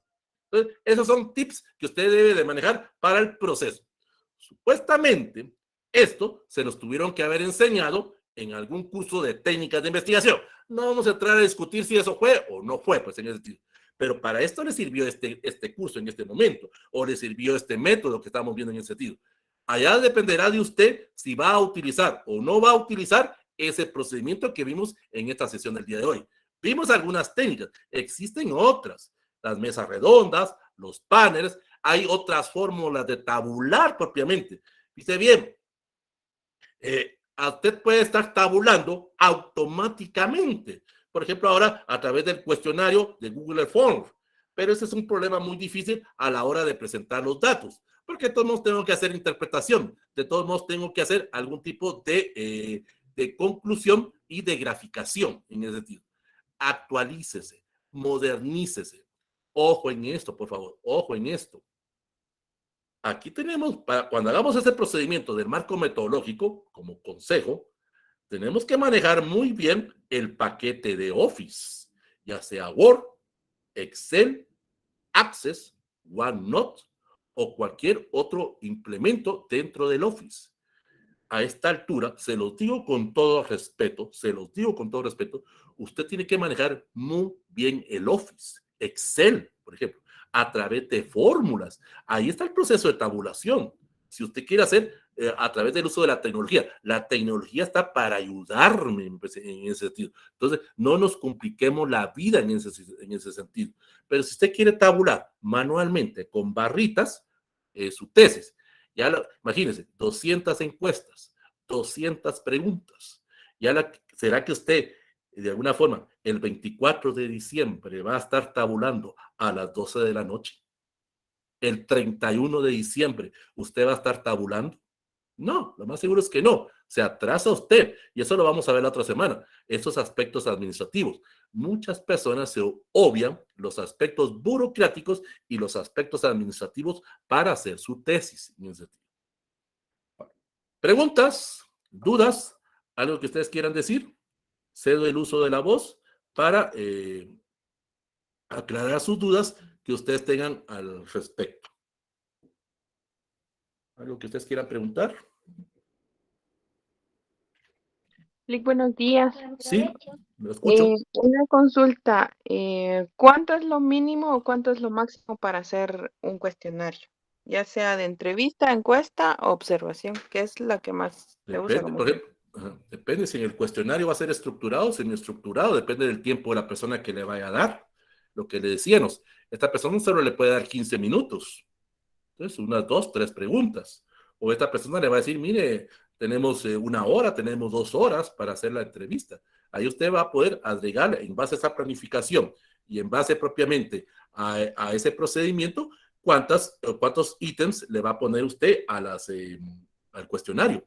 Eso ya depende de usted. Depende también en consenso con su asesor. En ese sentido, qué es lo que usted quiere propiamente presentar. O también va en base a qué es lo que usted quiere comprobar o qué es lo que usted quiere verificar en su hipótesis, en ese sentido. Todos esos indicadores, todas esas variables, toda esa operacionalización que vimos hace 22 días, pues, en ese sentido. Preguntas o respuestas, no sé, eso usted lo va a determinar en consenso con usted mismo y en consenso con su asesor, de cuántas preguntas va a llevar propiamente ese, ese cuestionario o esa encuesta. Usted lo determina con su método o con su procedimiento que usted vaya a manejar. ¿Alguna duda? Muchas gracias. Otra, Sí, dale. lo que sucede es de que estoy en esa parte, pero nosotros, como yo estoy en administración, nosotros estamos llegando al seminario profesional integrado, entonces Ah, justamente hemos estado haciendo las encuestas, pero yo pasé una a un compañero de otra carrera y me decía, como nosotros hicimos preguntas de sí y no y por qué, entonces al momento me decía, ¿por qué tú pusiste sí y no y por qué? O sea, si la respuesta, si mi respuesta era sí, entonces ¿por qué pusiste por qué? Yo tenía esa duda porque, o sea, si él contestaba no, era por si él contestaba sí, porque sí, o sea, si se sentía entonces ahí estuvo mal satisfecho por elaborado el alguna cosa, cuestionario. era la pregunta. ¿Mande? Ahorita voy ya, ahorita voy ya. Entonces ahí estuvo mal elaborado el cuestionario.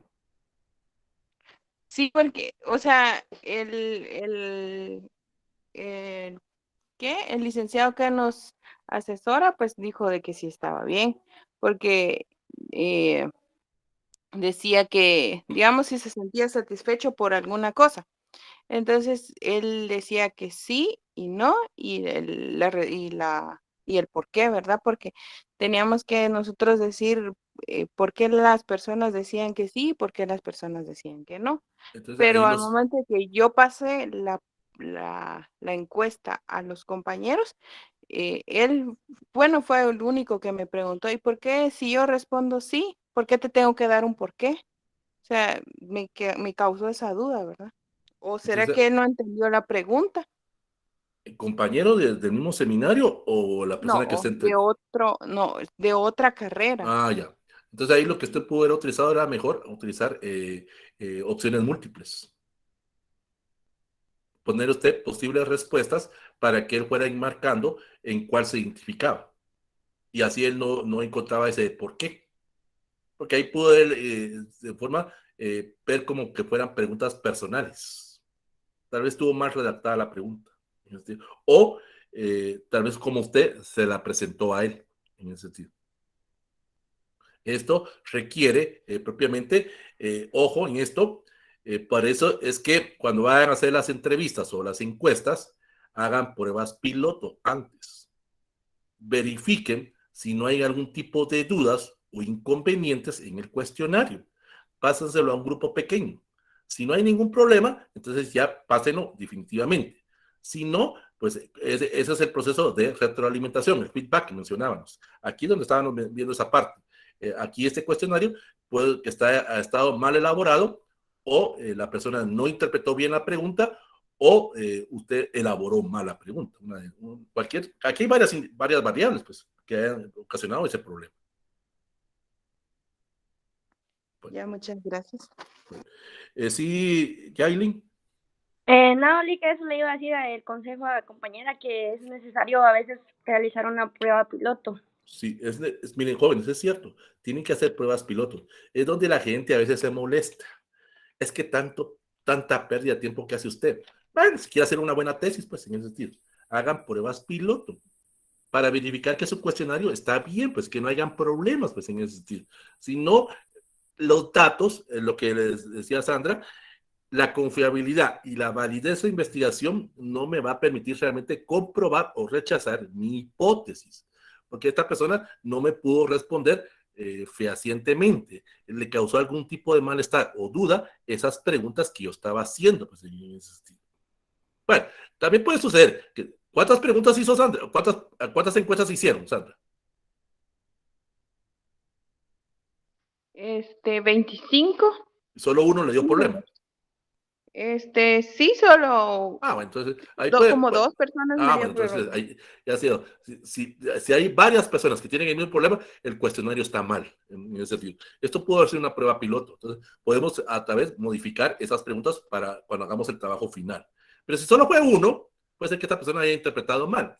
Uno no me afecta, pues en ese sentido. Ahí está el margen de error, pues en ese sentido. Pero si hay varias personas que no entendieron, está mal elaborado el cuestionario. Bueno, Ya, muchas gracias. ¿alguna otra duda? ¿Alguna otra pregunta? Espero que esta clase les haya servido para conocer algún tipo de técnicas o algún tipo de procedimientos para que ustedes lo puedan aplicar. Bueno, recapitulando, el marco metodológico me lleva tiempo, requiere proceso de organización, de planificación, de control. No es de un día para otro. Esto me puede llevar un mes o 2 meses hacerlo. Número 2, para aquellas personas que tienen acceso a la plataforma y que ingresaron un poco tarde, hay una plataforma de Wedi, está el material de apoyo para que ustedes puedan ver. Están los videos que vimos hoy, está la presentación de PowerPoint para que usted lo vaya conociendo. A la sección B, les prometí, a ustedes también se los voy a prometer, pues les voy a crear una bibliografía para ciertas técnicas de procedimientos. O tal vez el otro semestre, si Dios nos permite, voy a crear un curso libre de técnicas de investigación, para que conozcan otros procedimientos, no solo las entrevistas y encuestas, que son las típicas. Hay varios procedimientos. Y existe una tarea. Esa tarea tienen hasta el viernes de la otra semana para hacerla. Me tienen que hacer el presupuesto y el cronograma de su tesis o el trabajo que se están manejando. Pues. El cronograma tiene que indicarme ustedes cuánto tiempo les va a llevar a hacer su proceso de investigación, de mínimo 6 meses a 18 meses. Y el cronograma, yo les voy a dar un presupuesto de 10,000 quetzales. Sobre 10,000 quetzales me tienen que trabajar para hacer ese presupuesto, indicándome en qué se lo van a gastar. Me tienen que hacer un estado completo, un estado contable, un estado financiero, en ese sentido. No me van a estar diciendo, yo les di 10,000 y resulta que el presupuesto solo se gastaron solo 3,000. Está bien, pues se gastaron solo 3,000, pero me tienen que devolver los 7,000. Aquí hay aspectos de debe y de haber, en el sentido de contabilidad, un balance, pues en ese sentido. Me tiene que cuadrar en ese sentido. No voy a permitir aquellos informes de que les di 10,000 y se gastaron solo 400 y no me van a estar informando que se van a devolver los 9,600 quetzales. Tiene que coincidir en ese sentido. Recuerden, y aunque fuera dinero de ustedes, cuentas claras, amistad de seguro. Entonces, este es un dinero ficticio, no se los voy a dar, no lo van a tomar a mal, pues, en un sentido.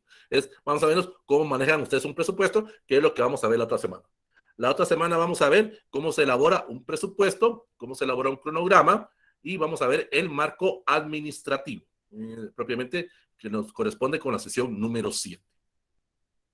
No sé si hay alguna duda, alguna pregunta.